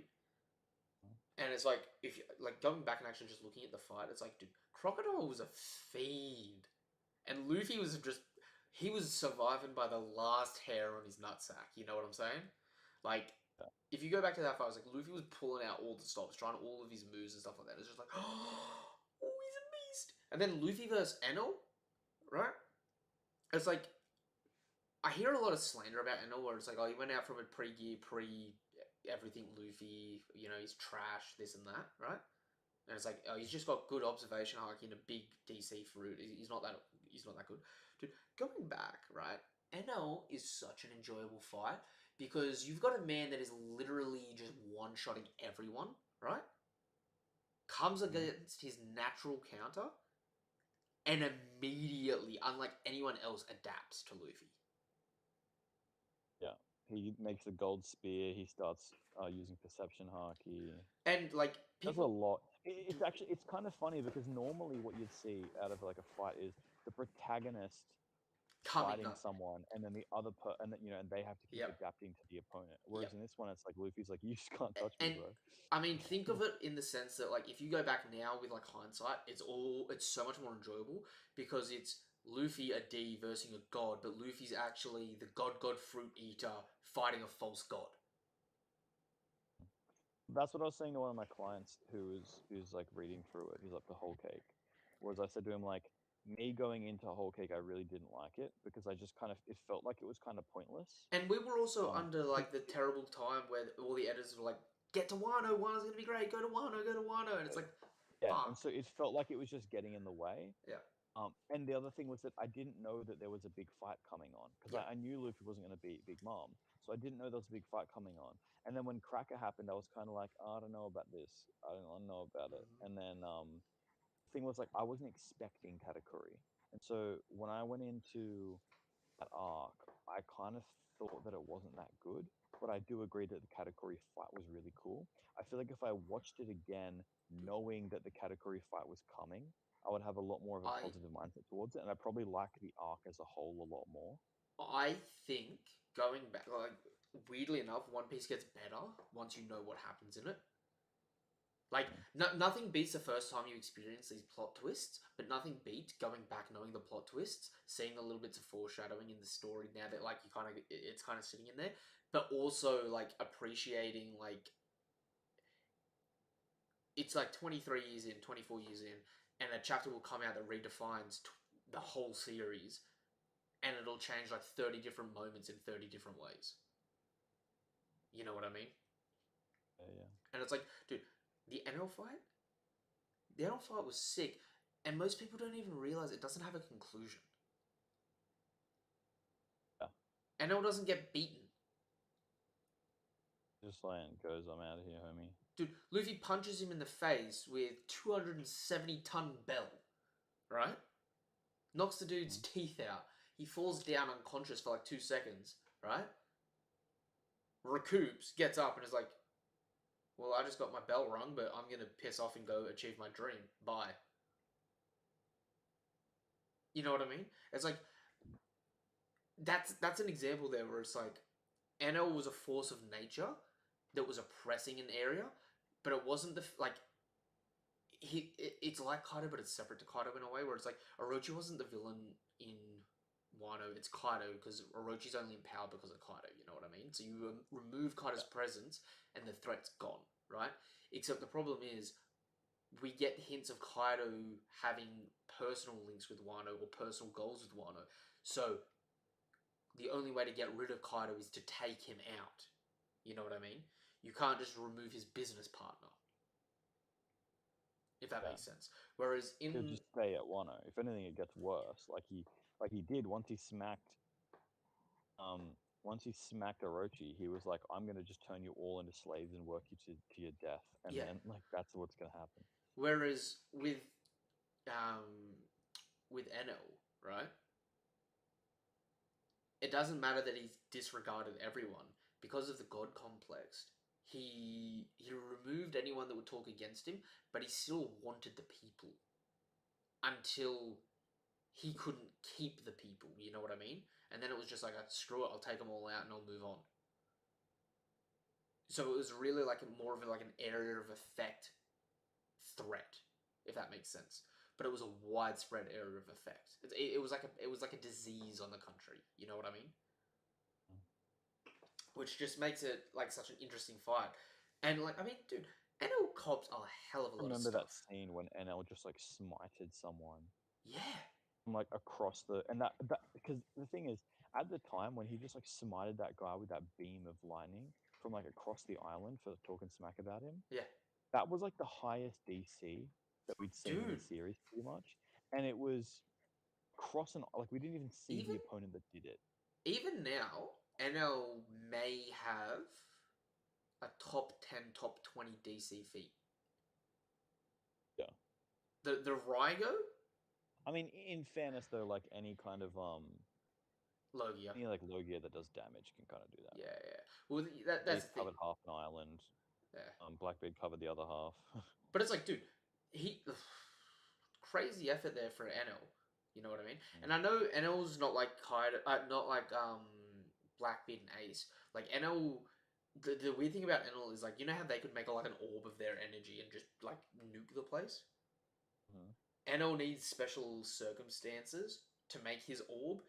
Otherwise, it's sort of just like he sends out like a big shock of lightning and it dissipates, but it like does damage. You know what I mean? So like Yeah, he's got to create an environment to have his orb, unlike them who can just like make a heap of their element. Whereas like if Enel makes a heap of his element, you just get fried and that's it. The element disappears. I had this idea actually. I don't even know if I said this to you. It'd be cool to like have like a stream where we go through fruits, but then we apply like because I was just thinking like NL NL's lightning fruit, but instead you treat it more like real life, where like you can't really control the lightning; it just kind of follows its natural path of least resistance. And so, as a lightning bolt, he can kind of like turn into lightning and sort of jump in a general direction. he'll kind of just end up wherever he ends up if he starts like forking. Mm, And then like when he shoots lightning, obviously it's super powerful, but the lightning can fork and miss. mm, And like things like that, Whitebeard's quakes, but obviously because it's a quake, it gets like slowed down progressively over distance. And then like if he punches something like directly with it, then he can like send the quake straight into it. But if he punches separate, and then it pushes you back. So like if he were to punch you with his fist on your chest, you wouldn't even move. You would just kind of explode. mm. If he were to punch just in front of your chest, he would shoot you backwards. Just cool to like go through random fruits and just talk about like I would love to do that because I actually wanted to do, and I was thinking of doing like a mini series and that maybe on TikTok or something because it's easier for me to do of people based on what people's abilities have. What's a technique that they haven't showcased that they should be capable of doing that would be cool to see? You know what I mean? Mhm. Also, Ged just actually dropped a mad comment here, and I actually didn't think of it like this, but do you know what? I actually really appreciate this. I really feel like if Kaido does this arc, his fruit will be on the Straw Hats ship. I can clearly forecast Usopp's Kabuto having it. Oda chose to give Kaido an anticlimactic defeat to let his dream of being crushed by Joy Boy, since his dream was to have a glorified death, which didn't happen. I do like that actually. Well, I actually did not connect fact that Big Mom and Kaido are dead. Their fruits somewhere on Wano. Hmm. That's actually crazy. Not just their fruits or something on one. It's also like Kaido's whole thing is like, I want to commit suicide because I want to have a big glorious death. Anticlimactic battle where people feel dissatisfied. He dies. Yeah. That actually does kind of work in a weird way, doesn't it? True. Um. Anyway, one of the ideas I had, and I thought about this, right? So you know how Boa is based on Chinese aesthetic, Yeah. right? So you know how Chinese swords are sort of like uh, they've got like a medallion in the middle handled blade, and they're like a thicker blade. Hmm. So you know how Boa can make the big love hearts and shoot arrows out. Yeah. Imagine if she can make a love heart, she can get condenses it down, and then does what Kizaru does and makes like a love heart lightsaber. And anything that comes in contact with her sword gets turned to stone. Yeah, that'd be pretty cool. Now imagine it going a step further. If she cuts you with it, the slash turns to stone. Not you fully, just a slash. Okay. Yeah. That would be sick, would it not? Yeah. Yeah. Like imagine her in like a high tier battle against like a commander or something, and they like whip out a sword, and they just go to like drop it down on her. She brings it out, blocks. Even though their sword's got haki on it, the sword turns to stone a little bit, Mm. and they're like, "Oh shit, have to stay back." She's not a good swordsman because she's like strong and has haki in that though. It's like every nick she gets, it just like it's like imagine it's like a sealing jutsu in Naruto. You know what I mean? You know how like Orochimaru gets his hand sealed. Mm. It's like every nick turns that part of you to stone until eventually you just succumb and become stoned. That'd be sick. Yeah, that would be pretty mad. And I love how the love heart look on the sword looks like a traditional Chinese sword. You know what I mean? Yeah. It'd work with aesthetics. Do you have any? Do you have any sick like? Have you ever thought of like a move for someone to do that you'd be like, damn, they need to do that. I love that. Um. And surely you could think of like a billion for Caesar and like Law. Weirdly enough, even though Caesar's not super strong, I think he uses his ability really well. The only No, it thing just doesn't. He's just not written the to only be thing I strong. would say is like I would love to see like Caesar, like say Caesar was in like the Naruto verse, right? You know how everyone's always just like, "Oh, we'll throw water at him and it'll beat him," right? Yeah. We saw this man remove the oxygen particles in the air. Imagine if like you're shooting water at him and he just like diffuses water into hydrogen Yeah. by Okay. Right. just removing all the oxygen. Yeah. You go to burn him, removes the oxygen, boom. Definitely could do that. Like that'd be some sick maneuvers. You know what I mean? Like For sure. imagine seeing like all these sorts of element based like all these people trying to like hit him with element based stuff, and he's just because like I know he only controls gas, but say he can take whatever the elements are as long as it's not like a person or a living thing, and he can take the parts of it he wants for his gas. That'd be sick, wouldn't it? Would be pretty cool, yeah. I don't know. I always find stuff like that. I was actually thinking today as well. I we need to do a stream where we talk about versus matches. Like a really like maybe not a stream, maybe small videos, right? Like a mini series of really random low tier people in One Piece in versus matches, but like in mini battle royales or like a 1v1v1, right? Because I was thinking about this today. Do you know what would be a fun fight to watch? Yeah. Don Krieg, Arlong, and Shoju. Koju? Uh, do you remember the do you remember the monkey man that sings in Jaya? Yeah, yeah, yeah. Yeah. So he's got a 24 mil bounty. Arlong's got 20 mil. Krieg's got 17 mil. He was strong enough to punch his brother, like Team Rocket style, up into the sky. Right? Right. Plus, he's got like the Sonic singing. I reckon it would actually be like a fun matchup. Yeah. Like Krieg like pulls out his rocket launcher and is just like, "I'll take you all out with my um, MH5 gas." I think that is. I'll take you all out with my poisonous gas. Shoots it, shows you like sings in his general direction and pops it. You know what I mean? You got Arlong just like speed blitzing around, like trying to attack him. And they like goes to take a bite at Krieg. Krieg pulls out his diamond boxing gloves that made Mihawk run away. Just gets one good block in with the diamond. Because like they're strong people, but they're also like so scrubbed here that it's like it'd just be fun. You know what I mean? Like in a weird way. I don't know. Just need to accurately learn enough about One Piece so I can power scale Peachbeard. He had a 60 or 50 or 67 mil bounty. How? Why? What did you do? Yeah, seriously, like the amount of strength that's required for that bounty is Dude, actually. how much peach did you steal? I'm so and he got beaten by like buffed fodder. Yeah, like it's fine. I literally was sitting here. I was like, man, I need to make this as a proper theory video where I'm sitting here and I'm like, dude, I honestly feel like you know how people are like, oh, bounties don't make sense because they like scale up so much differently. Like you got people that are like 8 mil in East Blue, and then you got like fodder that's like 70 mil and stuff like that. Yeah, I'm like, dude, East Blue's the weakest of the seas, but it's also the poorest of the seas because think about how small all the islands are in the East Blue, and like the major kingdoms like Gao Kingdom are just heaped in trash, right? yeah, So it's like if the Blues go from weakest to strongest, and then the Grand Line, imagine if that's also the order in which the Blues have finance. So like the richest kingdoms tend to be in the strongest areas because like the richer they are, they hire stronger people, breed more in the area, make stronger areas. You know what I mean?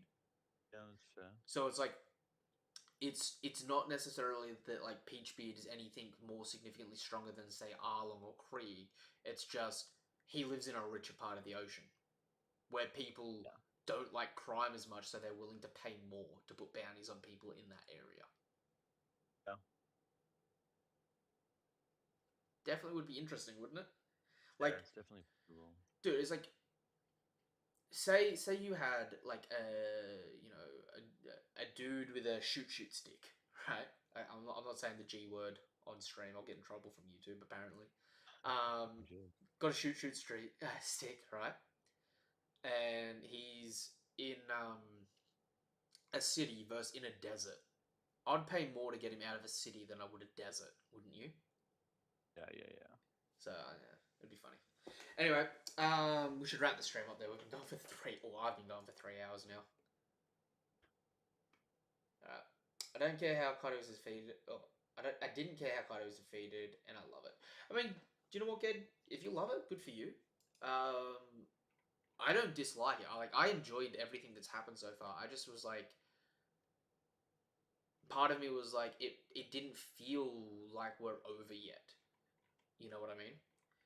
I'm not like, if this is it, it's like, dude, it took advanced observation, advanced conquerors, advanced armament, and an awakening to even get on a level to have him go serious. Yeah. I just want you to come around to my thinking so we can celebrate the destruction of Kaido together. Oh, dude, no, no. Like, I want to celebrate. I'm holding my breath until like a chapter or two though, just in case it's like a fake out. You know what I mean? That's I see to me that's the fun of it. It's like we're like, woohoo, Kaido's down, and the next chapter comes out and we're just like, oh See, crap. because I'm like, oh, I reckon Kaido will come back. I'm like, I'm not gonna know. But that's the thing, right? The moment I start getting lulled into it is when Oda would make that happen. Yeah, right. You know what I mean? Like we're celebrating, we're about to leave, then Kaido comes out, Mm. and it's like tragedy, dun dun dun. But yeah, no, it is what it is. Because I mean, look, if Kaido's been defeated here, this is the longest arc in all of One Piece All right. by a length of some other series, like of some other full arcs. Like one has started 909. This is a All right. 141 chapter long arc so far. The next It's a closest is, massive arc. I mean, it feels like it's been going for bloody ever. It feels like the quote unquote climax of the Wano arc has Mhm. been going for a year. And also, I didn't really say this, and I'll make this really quick because we have been gone for ages. I didn't really say this, but it's like I wanted more from Kaido's flashback, yeah, but it's like, dude, I settle for the fact that we got the Odin flashback Yeah. because some of the stuff, See, here's the thing. I don't know how interesting they could have made Kaido. well, He's just like a big warrior they man. could have showed us rocks, but then it's not really about Kaido, is it? Maybe they're just saving it though. Yeah, and so this is the thing though. It's like we wanted more of the rocks flashback and Kaido flashback, but it's like think of it in a storytelling perspective, where it's like the editors don't really like Oda doesn't really regard the Reverie as a separate arc to Wano. It's the opening of Wano to him, right? Mhm. So Luffy gets declared an emperor, 1.5 bill bounty, introduce him and all that, and then immediately start hinting for the first time openly about rocks. Every intermission, we get the world talking about rocks and the rocks pirates and what that meant. You know what I mean? Yeah. It's like Kaido's backstory is like not shown, but it's stated a lot through that. Where it's like, he was a rookie on rocks. What did rocks want? What did rocks do? He did these. He did that. You know what I mean? Then we see from his actions, and it's like obviously he learns it. Like I'm upset. I actually think we're gonna learn more from King. Okay, yeah, actually, there's something I haven't said. I wanted to say this. Um, Yamato stepped up and said like If you they fight, beat our commander. If mm, you fight, I'm gonna grind you into dust. What she's doing there, like that's probably like an actual Beast Pirates thing. Like we were defeated, we're like honorable Beast Pirates. Like well, what Kaido would do, right? Like if you get defeated, well, you're weaker, therefore might you have to makes work right. for them. That's the point. Yeah, that's the point of the Beast Pirates, right? Is like if you can beat the All Star, you become the new All Star. Hmm. So if Luffy can beat Kaido, he becomes the new captain. So Yamato could literally just be like, "I'm taking all the Beast Pirates. We all work for Luffy now. I'm starting my own division of the Straw Oh, Hat Pirates." dude, don't even get me started because if Big Mom's dead, you know what that means, right? Hmm? Yamato takes over the Beast Pirates. Katakuri takes Yuri takes over, over. Yeah. and then the only one we've got left is freaking Weevil. What's Weevil gonna do? He's finally gonna realize that he shouldn't have been killing the Whitebeard pirates. Bring him back, baby. He somehow gets command of the Whitebeard Pirates and then joins Luffy. He comes here to fight Luffy, doesn't end up fighting Luffy, befriends Marco, and Marco's like, "Yeah, I didn't really know that you're one of Pops' kids, but you're right with me, brother. Just don't hurt anyone else. Well, I'll go let the guys know. You go let the guys know too." And they end up being buddy buddy, and that was a massive red herring because Oda just likes pulling the rug out from under us now. So I want to mention Marco is beyond clean. He Yeah, is dude. chilling. No, I was He is so mad. chilling. I was so mad. I was like, what did you do? You fought two commanders, Uh, took on a Yonko for 5 minutes, right? And you're sitting back here, arms folded. Everyone else is in mad agony. You healed half the alliance. Like, you're here just like, yeah, I know they would have got it done. Just like, dude, you could have done so much more, helped out so many more people. There wouldn't have been uh, nearly as many people on the verge of death. You were it just like, wasn't his fight, brother. he came in swinging. Think of it, Yeah. like when he comes in, right? He kicks the Big Mom Pirates off, right? Comes slipping in. Once he slips in, he starts manhandling King and Queen, just like, "Ooh, you got a billion berry each. Yeah, this is kind of fun, but know your lanes. Step to your role. You know what I mean?" He's giving them baby shakes, right? Then Big Mom shows up and he's just like, "Give me five. I'm gonna go deal with the insane big gal," right? Big Mom doesn't even defeat him. Big Mom's just like, I can't deal with him. Perospero hold him down, right? Perospero that it took so long bloody Nekamamushi to deal with, right?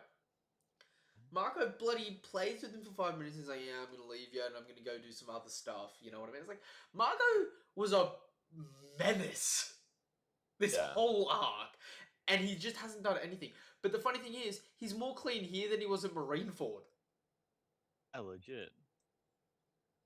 The thing is, like, if Marco had any kind of trouble right now, if Kato won this fight, Dude, Marco would just fly away. Like he's there's, just chilling. there, He was at no risk. He was just like, ah, oh, damn, gotta go. this is why I'm like I'm not super scared if there is another conflict because like straight up think about it, you've got Yamato at near full health, you've got Marco at near full health, right? And if it's Sanji like the world above or something, Marco San steps in. Sanji's back and has recovered and he's got a healing factor now, right? Like there's still enough heavy hitters that if some heavy hitters come, they're not going to just be absolutely done. Yeah. I have a question. What happened if Zoro eat direction fruit? Is his direction going to be good navigator fruit, or will it just be a waste? That's simple. He'll know exactly where all the swords are in the world, right? But he won't know how to get to them. It'll be like his observation haki just awakened, but he still can't get anywhere, won't it? Yeah, big time. But speaking of, yeah, Zoro's out. Polsky. See you next arc, buddy. Yeah. Thinking about R.I.P. Zoro, if he does something on one arc, he won't do anything the next. Dude, that used to hurt me so much. Like, I love Zoro. He's such a badass. But it's like, dude was perpetually injured pre-time skip. Yeah. Like, dude, have a break day from the gym. Heal up, please. Alright, for yourself. For yourself. That's quite a good answer. Like the stream, yo. Yeah, I like the stream. We're gonna wrap up here. Like the stream, subscribe to the channel, hit the bell icon for more notifications, content like this, all that good stuff. Alright. I haven't given the chapter a rating yet. I don't.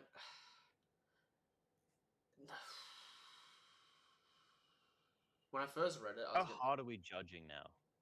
That's the thing, because we've been getting constant tens. It feels like the bar has raised. It's a 6. I'm gonna say 6. Do you know why I'm gonna say a 6? Are you gonna say a 6?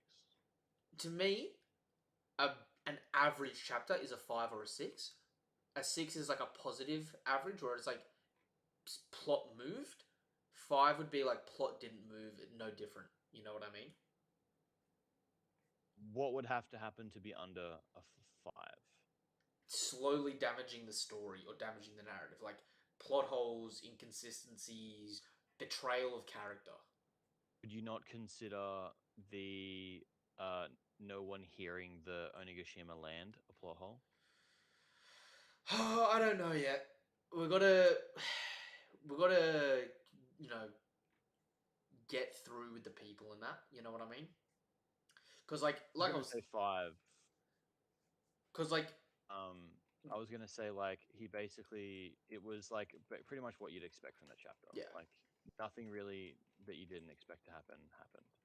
like okay, a 0 to me is a chapter that seems like it wasn't made by the author, that just does not it hurts the story, right? Yeah, like it almost makes you want to stop reading.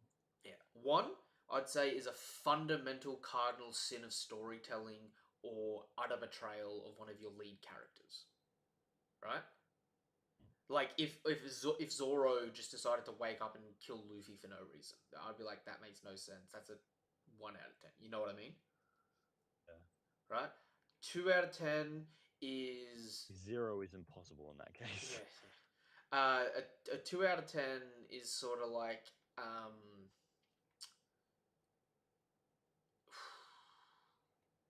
it'd be if like the characters just magically forgot what they're capable of or what they could do. You know what I mean? And it was never addressed. Right. You know what I mean? A 4 is like it's just a bad chapter. You know what I mean? Like you come away from it going, I wish I didn't read that. Mm. Right? Like I said, 5 is like a chapter, like it's like a filler chapter. Nothing really happened.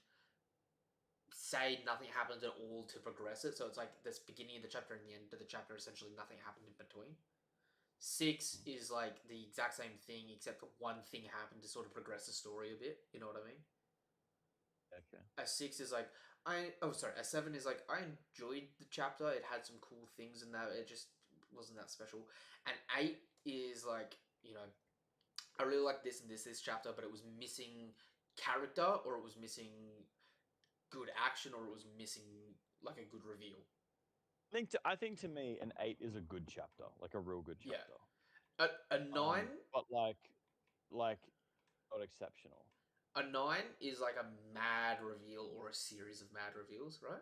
Yeah, 9 to me is approaching like it's basically an exceptional chapter, and then 10 is like beyond. 10 is chapter 956 Ultimate. Yeah. With the Yonko banner reveal. It's a decade of payoff in 20 pages or less. Yeah. You know what I mean? Like It's something that like you can't do a chapter that good without a couple of other chapters to set up that one. I mean, like you can't just write a 10 out of 10 chapter. You have to set up for a 10 out of 10 chapter. yeah, it's a 10 out of 10 chapter is like the internet won't shut up. You know what I mean? Like almost like it is like like spoilers for this come out like Tuesdays or something, don't they? Around Sure. then, early week. Not sure. I haven't been looking at them recently.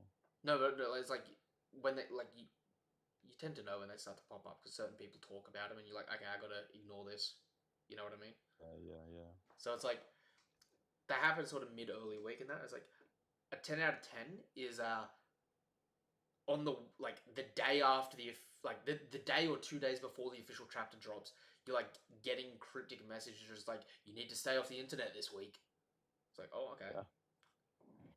People that like to spoil you are warning you to avoid it. Okay, this is a good chapter. You know what I mean? I think a 10 is when I text you with a fire emoji after I read it. All this, and we still haven't seen Momo's sword. The other sword on par with Enma. Yeah. True. Yeah, and I mean, like, he's not going to be able to wield it right now, right? I mean, he's an adult now. Like, he's an adult. Yeah, he doesn't have hockey, though, right? Hey, I guess it could just have, like, not have what Emma had. It would be funny if it was, like... the opposite. It brings I you don't know more how it hockey. could be. Yeah, I don't know how that could work, though. It like sucks the will out of stuff around you to feed your will. Mm.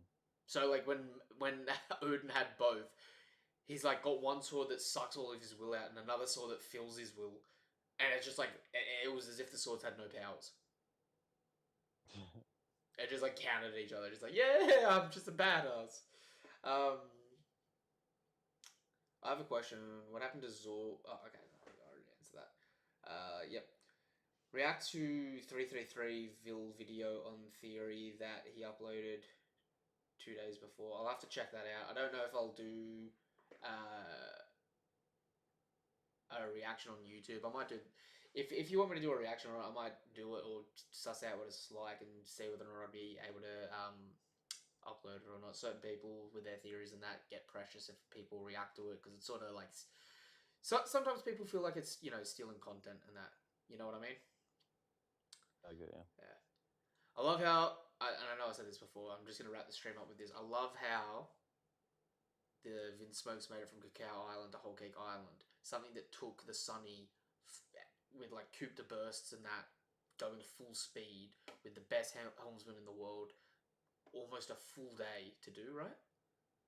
They do it in a couple of minutes with their light of speed accelerators on their heels. Think about that. That is good. That's a travel feat. That's pretty BS, and that's gonna be how they get out of here too. Yeah, just Which, fly away. dude, R.I.P. Cracker. I love you. You're only on the mend now after getting bitch slapped by Luffy, and you're about to get jumped 4v1. Yeah. I can't even blame them because one hit will take him out. But it's like, bro. And the funny thing, right, is Snack got demoted after losing twice. Cracker's about to take his second L. Oh no! We're about to see bloody This Flampay. week, Commanders. Flampay's about to be the new commander. She's got feats at catching Luffy off guard, man. She's about to be a monster. I'm just saying. Or maybe we could fill it with cinnamon or Gillette, the butter girl. Honestly, Gillette looks like she belongs on the Beast Pirates more than the Big Mom Pirates. She's I like love the idea of a girl being named Gillette when there's that song. It's like the best a man can get. Have you seen? Do you remember her? She's the one with like the pink hair, the horns, and is in like a thong and stuff like that, and she's got like butter powers. Yeah, I remember her. Yeah. With the limited time I had to watch One Piece YouTubes, I will make time to watch yours and Tekking's. Much love, Gad. Really appreciate it. Love all that. That being said, I'll wrap the stream up there because we've been going for hours and hours. I didn't honestly after reading the chapter, I didn't think it would be on for this long. It was an okay chapter. Yeah. But I mean, shit. That's kind of what it was. Keep ears out because I tell you what, if we start getting major Poneglyph reveals in the next couple of weeks and that, I can tell the internet's going to be flooded with spoilers because there's going to be some crazy Joy Boy shit coming out soon. Yeah, for sure. So keep yourself safe, guys. All right, that's us. Say goodbye, my dude. Bye, my dude. Bye, my dude. All right, nothing but love, nothing but respect, peace. Have a damn good day.